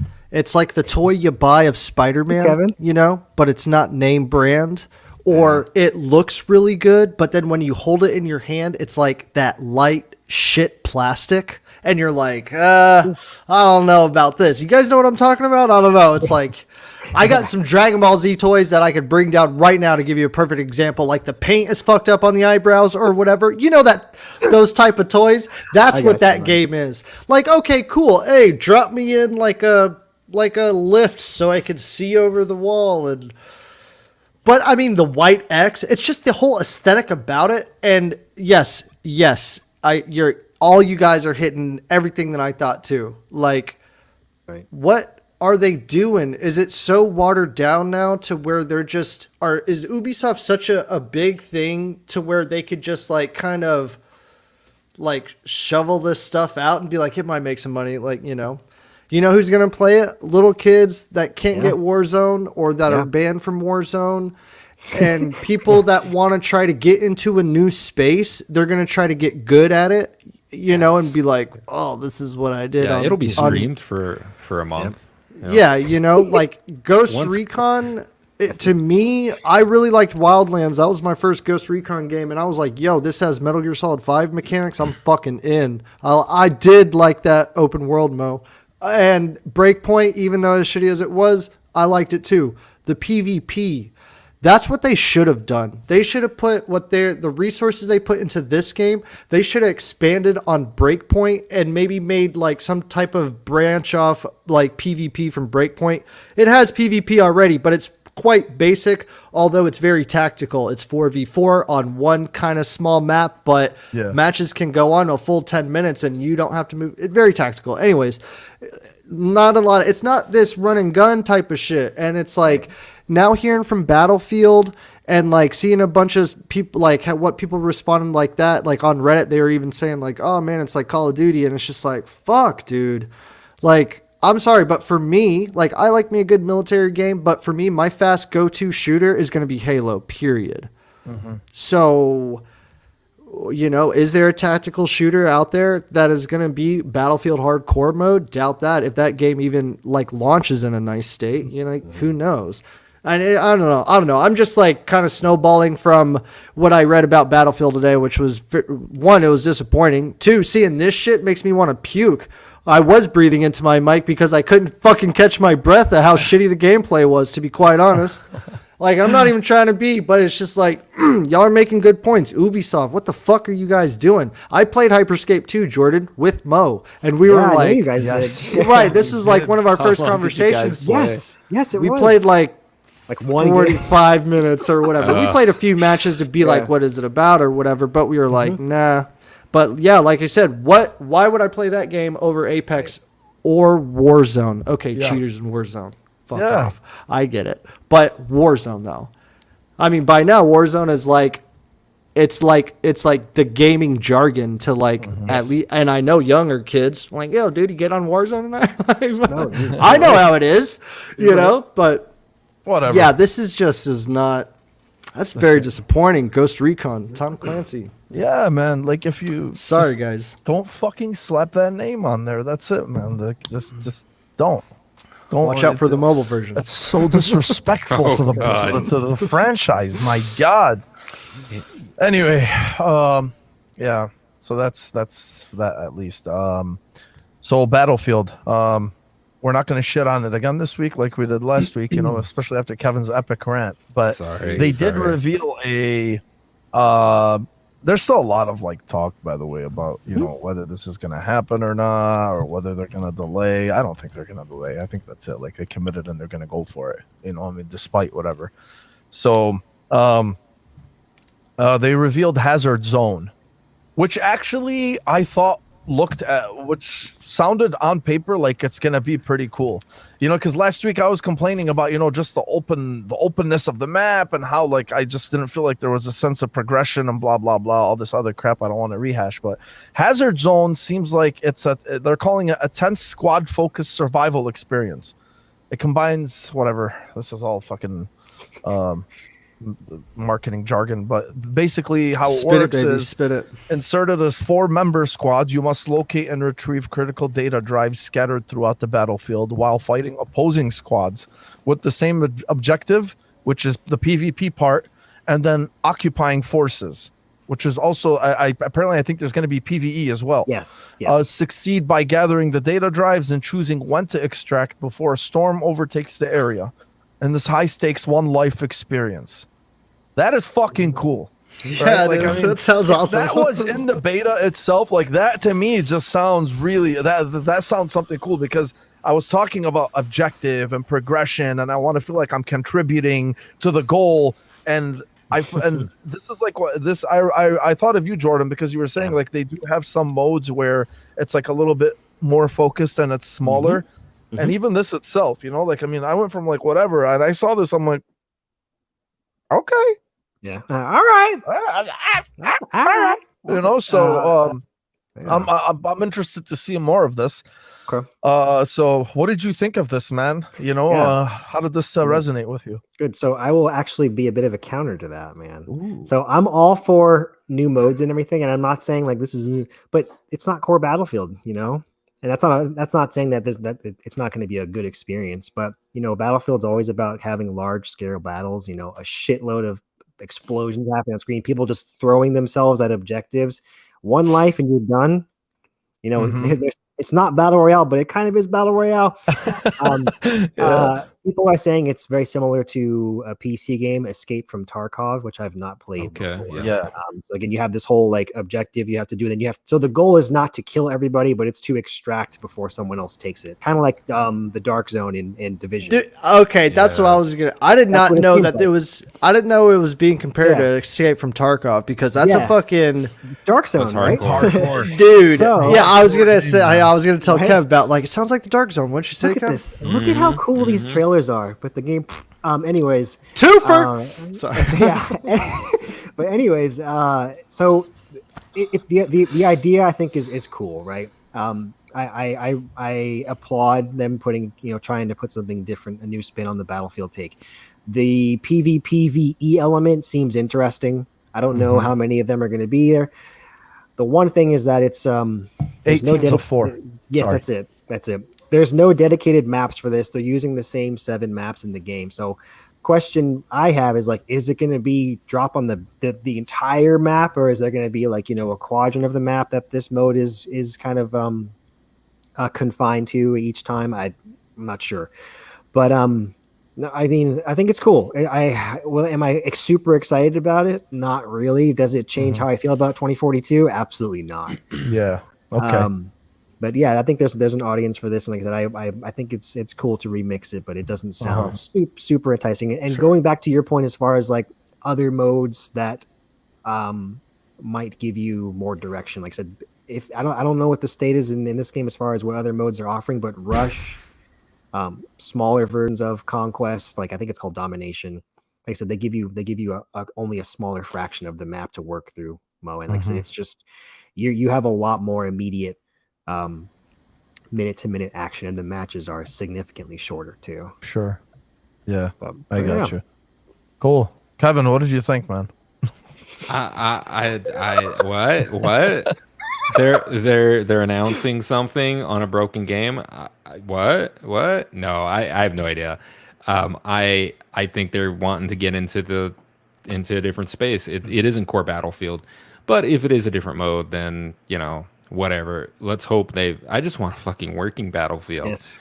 first. I don't know. Like, nothing really excites me after that beta. It made me not want to play the game ever again. But that's my choice for going into a beta, I suppose. So yeah, I'm gonna cry about it. But I have played Escape from Tarkov, and I hope it's not like that, because I'll tell you how that goes. You spawn, you walk about 6 feet, you hear lots of scary noises, and you die. And then you do it again, and you do it again. And Tarkov is intense, man. It's like Dark Souls meets with guns. I mean, it's very intense. It's you lose everything. You got to start all over again. I'm almost hoping it's more like the survival DLC in the Division 1 was really good, other than the surviving portions of it. But it was PvE, and you had to make it to the extraction point to get out of there, and you had to face both AI and players, and you could work together and kill each other at the end, or whatever. It's interesting. We'll see. I just, at this point, it's funny that they announced this after the beta. I think they should have announced it before the beta. I might have been a little more excited. I'm just saying. It would have been cool if they actually showed this in the beta itself. Right? Mason, you are absolutely right about that. And even Eric here said too, he's like, the value proposition is outrageous. It has no chance of survival at full MSRP considering what it's up against. There were people that were defending the decision, like when compared to other shooters. Say what you will about Call of Duty, but Call of Duty has a campaign and a full multiplayer suite. It does. Yeah. Halo is going to have a campaign and a free multiplayer suite, a free, robust multiplayer suite as well. So to defend a multiplayer game only, to say that it's very robust and whatever, I'm like, okay. I mean, if you think it's, and I think that's what bothered me more, right? Is that this beta is for a multiplayer game only. I'm sorry, I can't get enough of it, man. Like, it should have fucking blown my socks off. It's a month away. I'm so disappointed. Anyway, whatever. Yeah. Moving on. No, I'm with you, man. I know. Wild boy. Firestone does never just fucking mute me already. Mike, did this resonate with you at all? Yeah, it was cool. I'm hitting those, it was cool, but today I read that thing, because when I watched this, I was like, wow, I'm hyped, and then it just left my brain, and then I read more info about Battlefield and kind of what was going on, and I was just like, oh yeah, cool. I'm still gonna wait heavily until after launch. I was talking to my buddy, he's buying it. I've told you guys this, he's going to buy it. I'm going to see what's up with him. And if it's shit, I'm going to be like, well, I'm going to wait until a patch. So it might, I might not even be just a week later, Does it sound cool? Yeah, but it doesn't sound cool enough to be but that beta was dope though. Mm-hmm. Oh, what is this? Hazard Zone? See, I don't even know what the hell his name is. But the concept is cool. Can make for some interesting moments, player-to-player moments. I could just envision, all right, you drop in, you're probably OSP, on-site procurement, and you'll see guys 20% of the time, and then you're kind of having the fun with the PvE side of it. And then kind of you're mixing with oh shit, and there's an actual firefight, kind of like Predator or whatever, where it's there's AI guys coming at you, but the Predator's the main, PvP, the other person or whatever. It sounds cool and stuff, but yeah, I played Firestorm as well. I played a lot of Battlefield 1 and 5, whatever the last one was, and yeah, I'm just but how are they gonna, that shit, it has to be good. That's what. It has to run good and it has to work how it's supposed to work, because Firestorm did not work. That Battle Royale was not good. Yeah. Some things because they took a lot of different mechanics out of Battlefield, whatever. Anyways, yeah, I'm just waiting on Battlefield. But it doesn't really matter because I have Halo. You know what I'm saying? I feel this holiday season, it's weird. It's weird. I don't know. I'm just looking forward to Halo when it comes to, when I think FPS in my brain, the one that I'm going to play, mainstream is Halo, because Battlefield, whatever, Ghost Recon, No. No. Yeah, Warzone, the state that it's in with all its hackers, like, no. It's a lot, man. It's a lot. And honestly, yeah, even Eric, you're saying if this nonsense happened with Halo Infinite, I'd be frustrated. Christmas would be ruined. Eric, we said this last week. If the Halo Infinite flights were like this, I can't tell you what would have happened to 343. You think DICE has it bad? People have been waiting for 343 to slip. There's a difference. You know, I mean, so, dude, yeah. It's just, that's why we said, like, whatever the Halo did with their Infinite Flight, I mean, it just made the game just look better and better, especially considering the slip-ups Battlefield and Vanguard had with their own beta. So, yeah. Here's, of course, Wild Boy Gun asking about hot coffee mode, you know, with Battlefield. Yeah. So you never know, man. Yeah. Hey, you know what? If you play on PC with enough mods, you might just get it working, man. You can make it happen in any game. I know you want the hot coffee mod in every game. So, yeah, I like your comment, Jordan. For real, the hardcore Battlefield fans will. They will. Yeah, for sure. Because for sure. Yeah, and they will. Hey, and that's cool. Whatever. Hopefully they get a few patches. That's cool, man. That's cool.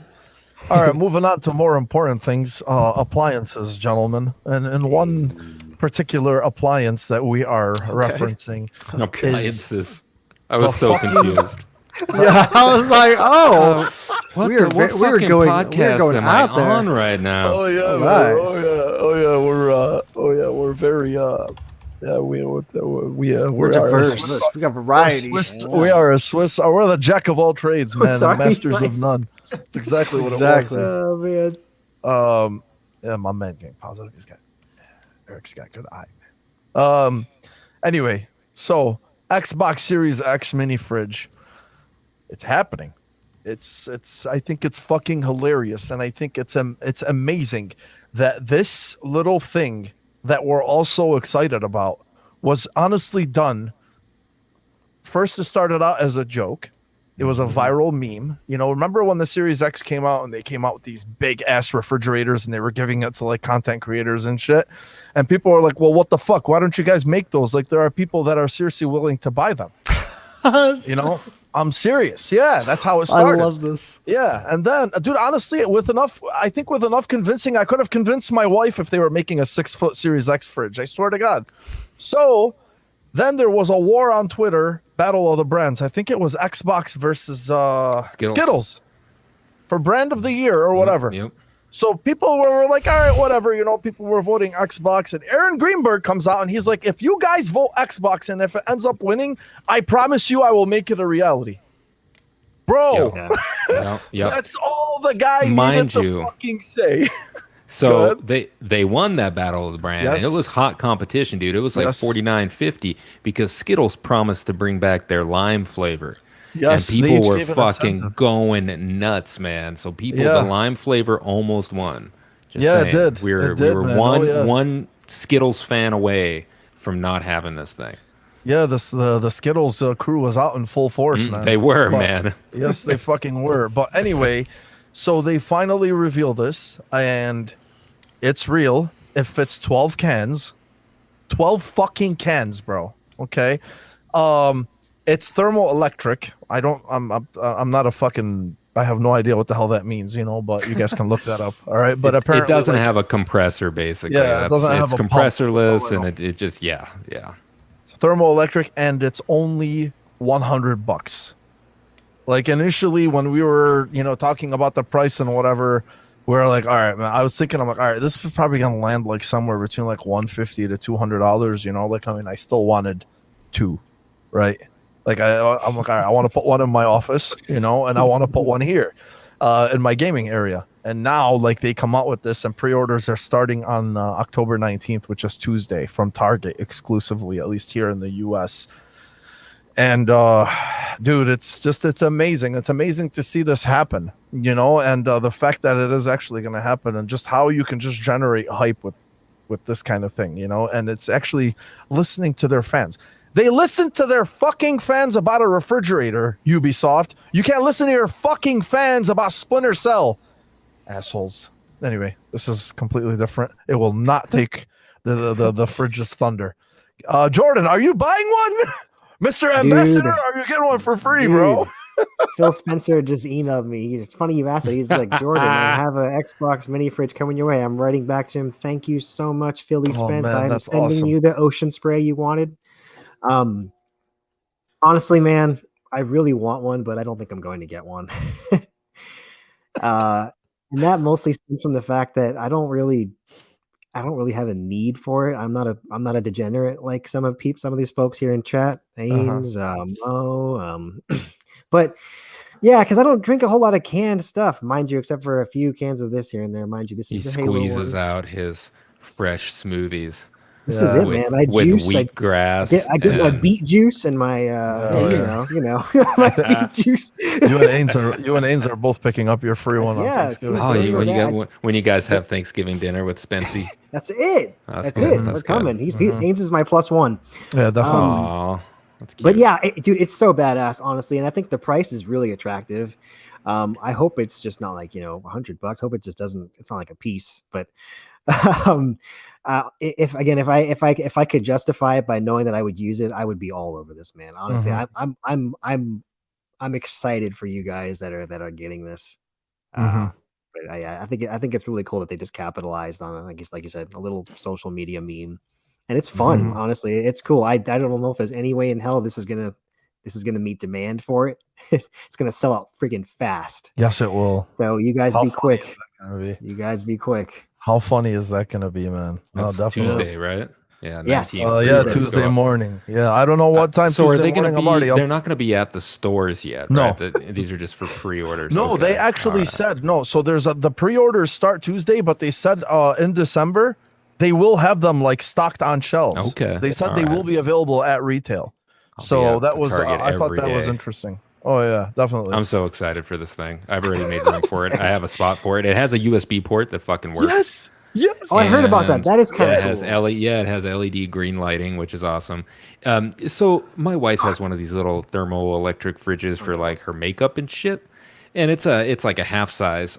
It's surprisingly cold, although it's not. You're not gonna put like mayo in there and eat it later. Yeah. This is definitely for some soda cans and just to have mayo. like near your desk. I just don't want motherfuckers to go out there and put their mayonnaise and peanut butter sandwich in there and get sick. I think it keeps it at like a 40-degree temp. 40. I don't think it gets quite as cold, but it's gonna be fine for drinks.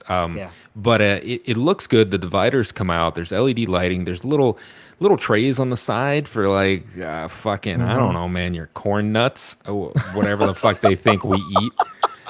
But it looks it looks really cool, and it's totally a novelty item, obviously. But I think it'll fit nice into some people's setups. Like I got a desk right here, and it'll go on top of a filing cabinet. It'll just be cool to have a couple Red Bulls or Monsters in there when I have to game late into the night.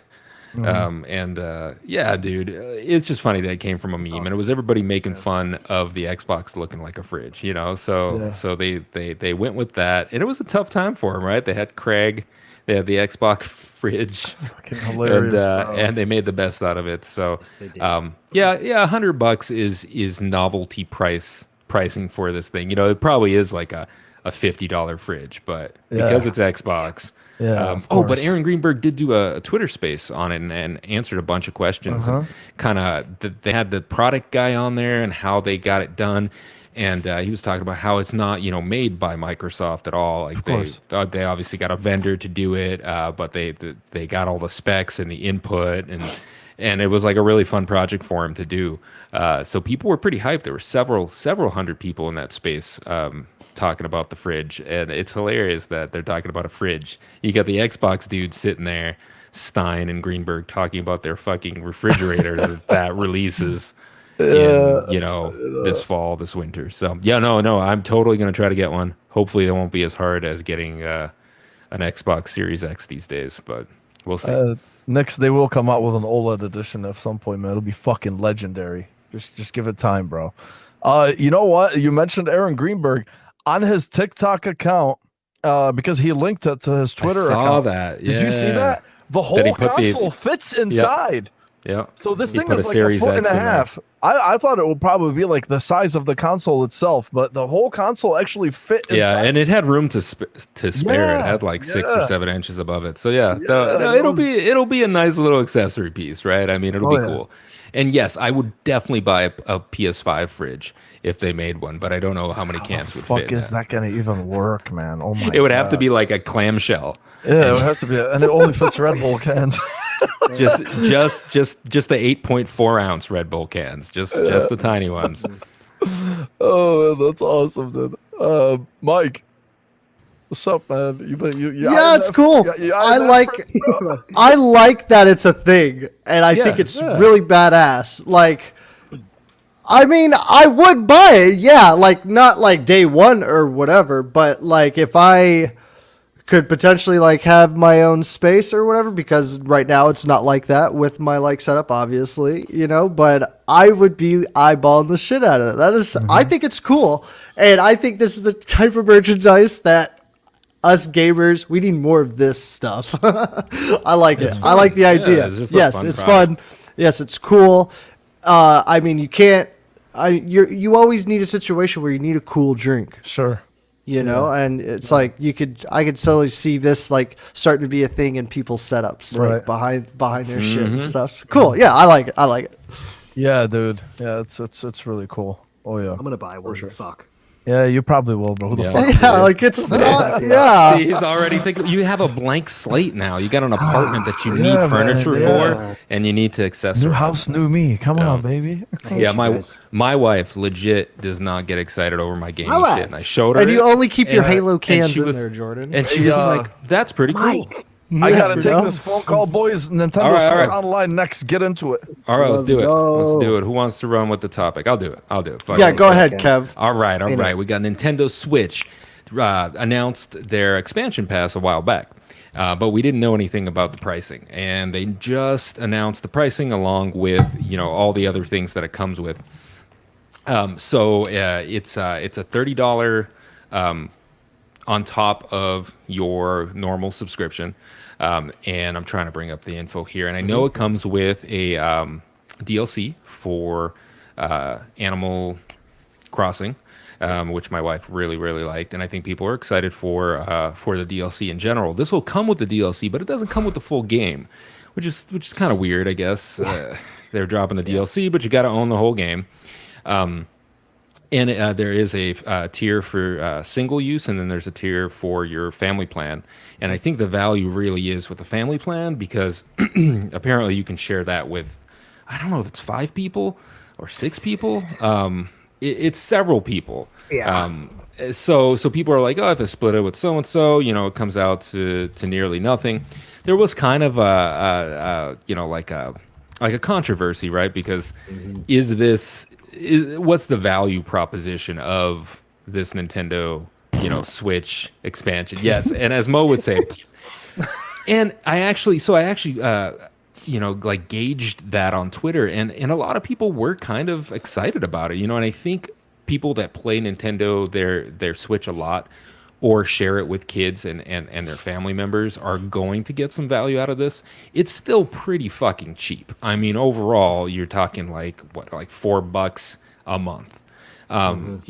In terms of subscriptions, that's pretty low. But it's not a product that I'd be interested in. They are adding, was it Sega? Yep. Sega and Nintendo 64. Yeah, which they have accompanying controllers for. So you get the Genesis, games. You get the N64 games, and then you get your DLC, and that's all you get. I mean, I guess that's nice if you just want to play the older games. But yeah, I don't know. It's a weird name. I don't like the fact that they literally translated it into expansion. but it's super stupid to me. I don't know. But Nintendo does whatever the fuck they want to do. Yes. And so how are you guys feeling about this? Like, I'm not in a position where it even interests me. Like, my kid's too old to play the Switch. My Switch gets dusty. I mean, I'm just not a Switch fan, so I don't even think my opinion is valid. Because I don't even have Switch Online because there's literally no one else that plays. And I even gave out my 99-digit Switch friend code online and nobody added me. Oh, and I'm shit. very Oh, disappointed. shit. I'll add you, man. I'm sorry. I'll add you. Okay, yeah, good. No. Just don't want to So yeah, I did have Switch Online for a little while my wife was playing Animal Crossing, right? And she would visit other people's islands. And that was such a fucking chore that it almost made her stop playing. Like, she didn't understand why it didn't work like it works on the Xbox. The online infrastructure is just fucked. And until they do something with that, I'm not interested. I want a fucking gamer tag or a PlayStation ID equivalent. All right. I do not want to be a fucking number like I am at work. I want an online infrastructure that supports voice and cloud saves for all my games. And I want to be able to have something where I can easily jump on a console and play with friends. Fuck this expansion pass shit. Fucking update your modems that you're running in some dungeon in Japan and give me some shit that fucking works. And I will pay more than that. I will gladly pay just as much as I do for, Sony PlayStation Plus or Xbox Live, if that were a thing. But there's still just kind of beating around the bush, right? I mean, they have this online. It's not fucking online. What's online about it? I don't even fucking know. You're streaming some games and that's it. So whatever, dude. I don't know. I'm not happy about it. Yeah, I'll get into it. Jordan, what did you think, man? Yeah, I was gonna say I'm very lukewarm on this, man. Kevin, just like the points that he just made, they really don't offer like a true online experience. Like the fact that there's no integrated chat system is horrendous. Yeah. So the value proposition, that's the word that you just used. That is the biggest thing. What is the value proposition here in this game? The games that they're offering in that Sega collection and Nintendo collection, they're like 20 plus years old. They're so ancient. And they're justifying that in like, again, which is like an extra $5 a month. Sure. But if you want to compare it to the other services that we have right now on the other platforms, PS Plus, PS Now, Game Pass, it's apples and oranges. Honestly, there will be an audience for it. This goes back to the fact that Nintendo consistently tries to capitalize on nostalgia, and again, I think they'll win a few hearts with this. Like I some of those games in the N64 library are pretty cool. I had a good time with them, but I can't justify throwing down that amount of money for it. That's kind of where I'm at. And like Ains mentioned, that Animal Crossing thing they're bundling with there, it can be purchased separately for $25. So the weird thing is, like, for me, just looking at this, okay, so they have 9 Nintendo 64 games: Mario Tennis, Mario 64, Ocarina of Time, Winback, Mario, Dr. Mario, dope. Star Fox. Winback, I mean, they have some pretty cool games here, right? Yeah. And then I forgot how many Sega games there are. Okay, Sega Genesis games or Mega Drive, whatever you want to call it, whichever part of the world you're from. And then there's the Animal Crossing one. So Ains was just saying that you can buy the Animal Crossing separately for $25, or you can get it as part of this DLC. First thing for me, I looked at it. I'm like, okay, $30 extra for this bundle is not worth it. I understand, like, the Animal Crossing is tied to it, in a subscription based way, unless you just eventually decide to do it and or to buy the the DLC on its own. First, I understand it's one of your most popular games. It's probably your most popular game on the platform, but why tie that only? Like, I was trying to make sense as to why you tie this to Sega and Nintendo 64, right? Like, if you would have charged people an extra $10 a month or a year for just Sega and Nintendo 64, I think people would have actually been more receptive to that. But I think to charge $30 for these old fucking games, and then, oh, hey, we're also doing Animal Crossing as like some type of fucking carrot on a stick. Like, for me, I was like, no. I tweeted about this a couple days ago when they revealed this. I was like, and you guys hit all the points, I don't want to reiterate, but if they actually came out and said, we've improved our infrastructure, our online infrastructure, and we've improved voice communication, and improved just the drops and all this other shit that they had. I would happily pay $50 for that a year without any of this fucking shit. Give me a proper online system like we're used to on PlayStation and Xbox, and I would happily pay $50 for it without having to fucking entice me with these old games that I have sitting in my fucking closet. You know what I'm saying? So I don't know, bro. Again, we are not the demographic for Nintendo anymore because it's only us, not us in general, but like a lot of our mutuals. We are the ones that are basically just saying like this is just not for us. Right here, Eric just said 12 Sega games. So crazy. Get the fuck out of here. 12 Sega games, 9 N64 games. Sign me up. And the DLC. Yeah. Okay. Yeah. Imagine if they had the cloud Give me saves, Battlefield. like Kevin mentioned. If they had cloud saves or the ability to do the transfers, because it's such a nightmare. I've heard is transferring your profiles and your games to fucking other Switch ridiculous, consoles. man. Like what the hell is that? Huge quality of life improvements are needed. Cloud saves work, I can tell you, because I just transferred my shit over, but you have to do it like one at a time. You can't select all of them and download them all. Right. So I had to like select one game at a time and download those. It didn't bring in my Animal Crossing stuff though. Realistically, all I cared about was Luigi's game specific too. Right. It is game specific. That's right. That's right, Kevin. Yeah, it is. It brought Animal Crossing ties your island to the console or some shit, correct. Right? Yes. So yes, exactly right. That's probably why I didn't fucking come over. Yeah, because that makes total fucking sense, right? Yeah. All right. To Nintendo, it does. Wait, does your console act as the server? Correct. It literally binds it. If you want to play it on a different console, you have to create a new island. Totally new island. Yep. What? Yep. Wow. Yeah. I remember something like that, but okay. Some shit like that. Yep. That is crazy. So anyway, Wild Boy here is pretty much got a list of Castlevania games, Bloodlines.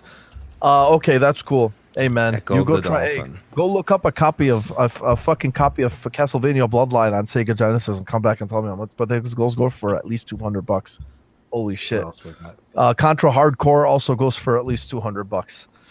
So they have some good Sega games, but again, they're preying on our nostalgia, just like these guys were saying earlier. So cool, but I just don't think it's worth it. Just give us fucking proper online functionality. And let me ask the one person who gives zero shits about the Nintendo Switch, Mr. Mike, Machine Gun Mike. How does this resonate with you, my friend? Like I see N64 games and I'm like, God damn, I jammed hard on those back in the day. That's cool. I can play them nowadays, but like I'm good on it right now. Yeah. But good for Nintendo, those sons of bitches. It's not gonna last for long though. Yeah. My nostalgia will run out. Yeah, definitely, man. Oh yeah, for sure. Oh yeah. Okay, let me go to the last topic then. Moving on, fuck Nintendo. If we didn't say it enough, but DC Fandome. We're not gonna go over everything. Obviously, we all wanted to watch Fandome for 3 things: Gotham Knights, Suicide Squad, and the Batman movie trailer. And I can tell you all 3 of them did not disappoint. What I will start real quick with me is Gotham Knights. I went from being interested in it when it was first revealed, it looked cool, to they look like they are fully invested into this Court of Owls mystery. And as somebody, for me, I'm not really into the comic lore. I don't really know comics very well. Like I'm about as filthy casual as you can get in terms of comics. Games and movies. Like that's where it ends for me. And seeing this whole Court of Owls thing and what they're planning on doing with it, like some type of Illuminati in the background, and how these guys are planning on going against like something that you can't see and you can't hear or whatever it is. I think that's really fucking cool. When I saw that and I saw how invested, like how much of a point it was in their trailer, I'm like, okay, I am like fully into this game now. Like this just shot up to the top of my list, like near the top of my list in terms of like most anticipated. Suicide Squad, Rocksteady, we know this is their follow-up. A lot of people were, including myself initially, we were a little bit disappointed because they didn't show gameplay, but I don't think that's the point of DC Fandome. I think DC Fandome is just to reveal things, like, I mean, gameplay is like game shows, so I'm at least expecting or hoping at least that they show some type of gameplay in the Game Awards. I will say that it seems like they have fucking nailed the tone of the Suicide Squad. It seemed, just based on the movies, it's amazing how good it looks. Like James Gunn directed this this game. Like, I mean, it really, really does. That's why I was looking at it. Like, they nailed the comedy, like, and everything else in between. So knowing Rocksteady, we're pretty sure that they're going to hit in terms of the gameplay. So we'll see, hopefully at the Game Awards. And then the Batman movie. I think I've seen that trailer already about 10 times. And all I want to say is whoever fucking doubted, what's his name? Robert Pattinson from before. Yeah. Talk to me now and tell me if you fucking still doubt him, because he looks like one mean fucking psychotic dude. Is pissed. I'm all here for it, man. I love this fucking raging crazy. I give zero shits about my own freaking life type of Batman. Like, I mean, it's I'll let you guys go, man, but it looks very fucking special. Like, this is a direction that I am all here for, and I love it, man. It's so gritty and dark and grungy, and God, it's amazing. But yeah, Mike, let me go with you, bro. Let me start with you. Yes. This is your fucking jam. Yeah, this is my jam, man. Talk to me, bro. What did you think of all this?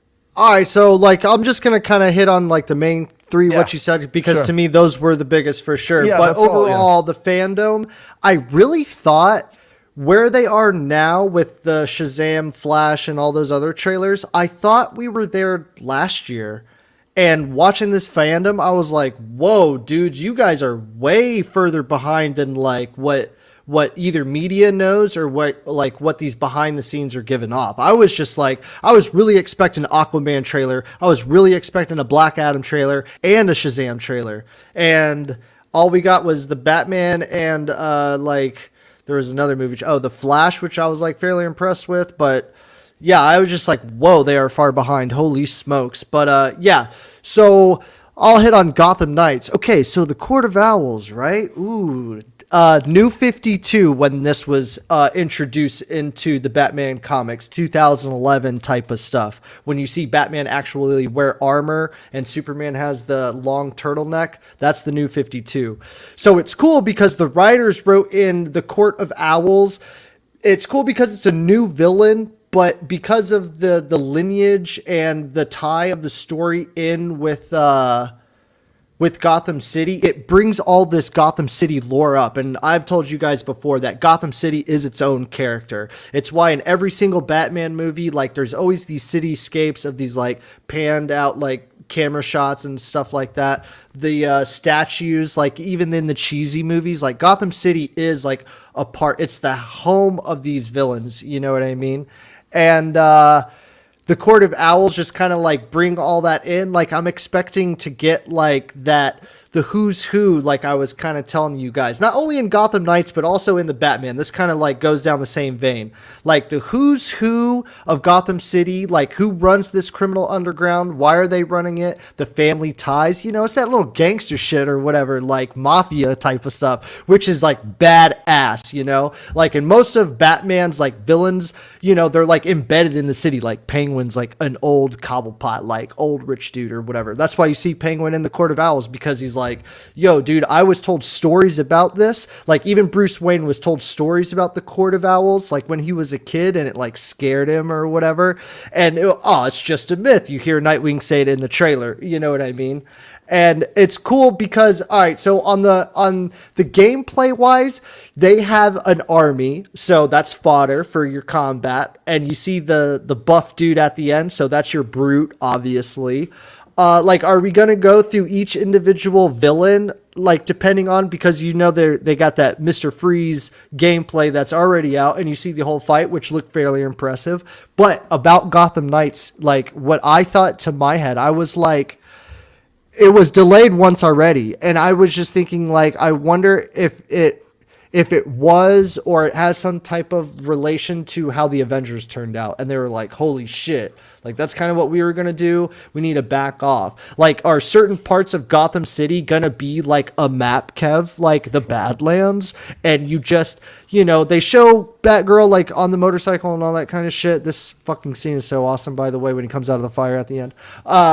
You know, and stuff like that. Like, how campy is it going to be, basically, is what I'm worried about. But it's spooky. Apparently, it's like Halloween themed, and it's like scary horror in the comics as well. You're talking about Gotham Knights. Yeah, I think it'll be running down this vein where it's like, ooh, I've never seen this demonic side of Gotham before. Plus, with the Court of Owls, they are the Illuminati, and you know, how deep can it go? And if they do play on this mystery thing, and if you're playing the game and you're uncovering a mystery as you go with a second player that you can do stealth and like hand-to-hand combat with, I think it might be a good time, dude. Yeah, Mo, you check. Oh yeah, dude. I was thinking about main and Nightwing at first, just because I'm like a huge Dick fan, because he's Nightwing. It's the first Robin. You know what I'm saying? Sorry, come again. You're a huge what fan? Yeah, Dick Grayson. You know, okay, the Flying Graysons.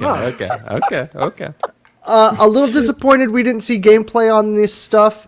Especially Suicide Squad, because I'm like super interested on that, on how that's going to be. But I like how they're going hardcore. You see that dude's head blow off or whatever during the trailer, which I was like, all right, they're going hard. I feel like there's going to be like some cussing. You know, they're definitely, like you said, Mo, James Gunn vein. You know what I mean? And I think that's a correct way to go. With all the minor things in the DC universe that is fucked up, what is good about it is like exponentially, like very, very good. I think I still hits the DC vein. And then of course, last but not least, the motherfucking Batman trailer, which was aces. I was really afraid that I watched the first trailer too much, that I was gonna like think about it a certain way. So I like was like, like I need to like kind of have an open mind here, but it hit the same exact feeling that the first trailer gives you, where you're like, this motherfucker's pissed. Like, this Batman, imagine having your parents shot down in front of you. And what really drives, I'm sorry, I get really into like superheroes and stuff, but like, this man is driven every second of every day. Like, oh my God, every second of every day, he's like, how can I make this city better? And he's like, you know what? The cops can't do it. I'm doing it myself. Look at this. Look. Oh, and he's just like, I don't care. And the dude who's playing the Riddler, you guys know, Paul Dano, I think. Yes, he's like, I think that's an interesting choice. I think they do perfectly with the little high heel stiletto Catwoman leather step out of the car. Super sexy. What a chin Pattinson has, man. I like these fire shots. I don't know what it is, but it gives me, what a shot right there where he's like toed up right there. I love you, Mike. Oh, okay, yeah. And the shots in the sunlight right here, later on down the trailer, like these oranges on Batman, like you only see those in the animated versions where it's just like this toned, like they have it red or orange. And you see this in the comics, in the movie right here. And it's just like, I've seen this before, like in cartoons, and I'm just like so amazed. Oh my God, the mud shot, son. Anyways, I saw some criticism saying that like, oh, they're just doing the Dark Knight, but like kind of different. And I'm like, yeah, maybe, but I feel that it is a lot of different, not just kind of different. But shout out to fucking Pattinson, and honestly being like the guy who you just never saw coming.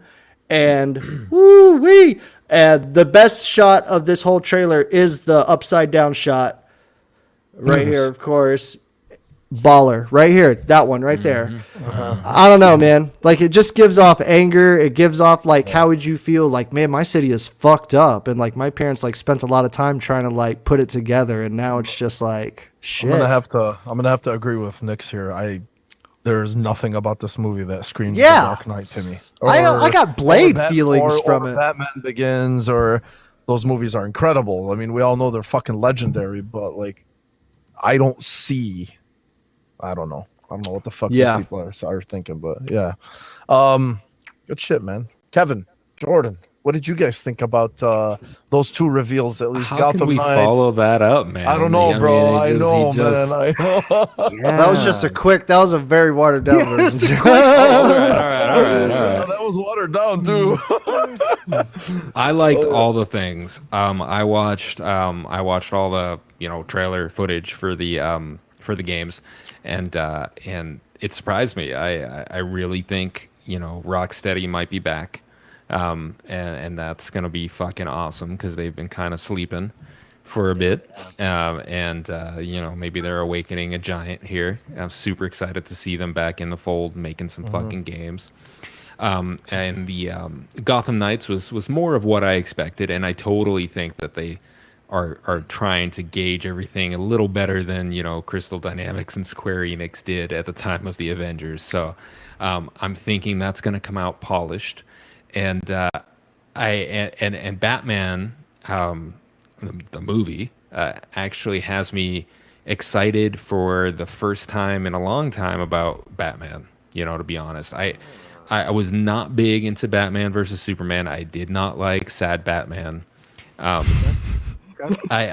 didn't like it. I mean, some people loved it, but I did like. My God, there's Guns Suicide Squad. Really did enjoy that one. The most recent one, right? And so this might be a turning of the corner. I don't want them. They don't have to be MCU because I have issues with that as well. But there's something here. It's dark, it's gritty, but yet it's not. It doesn't seem like it's not going to be what I didn't like about Sad Batman, right? It's got a little bit of that dark grittiness from The Dark Knight, and I like that Batman, but it's got something unique here. So, I mean, I'm super excited. I didn't know that Pattinson would make a good Batman, but it looks like he's gonna be a good Batman. So I think that comes with everything, right? I mean, did anybody think Keaton would make a good Batman initially, or Kilmer? I don't know. Batman, if they don't fuck it up too bad, then Batman's usually pretty fucking good. So you can never go wrong liking Batman. I enjoyed. I'm pumped for the games. I'm pumped to actually be excited about DC again, and I haven't been in a while. So. Yeah, Batman goes hard as fuck, Kev. Yeah. Guys, did our stream shut down? Mike, why couldn't we play the wait, whose stream shut down? Read the YouTube chat. I think Warner Brothers may have pulled it or something. The Suicide Squad trailer? No. No, I think our show. Are you shitting me? It's not a no fucking way. Really? Yeah. Wow. Oh, it's not that's a stream, hilarious. It's a warning. What That's the weird. fuck?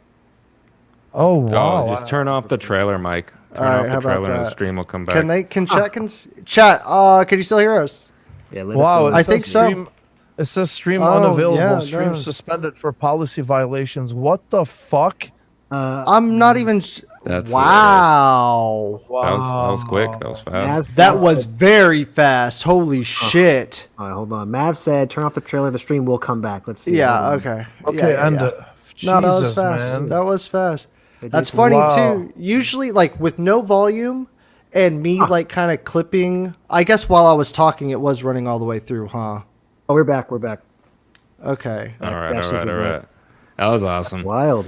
Well, when you're excited about something, just realize that the corporations will make sure to quell your excitement. To make you not, exactly. To know who your daddy is. Mav, shout out to you, man. Yeah, Good looking out on that. Fuck, thank you guys for letting us know. Wow, that is something. Holy shit! The fucking AI overlords, bro. That's what that was. Of being canceled. Jesus Christ. Okay, well, canceled. Okay, I guess. That is such bullshit. Okay, Jordan, what were you gonna say?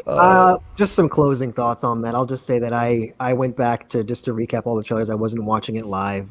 Black Adam looks freaking cool. I'm so excited about that.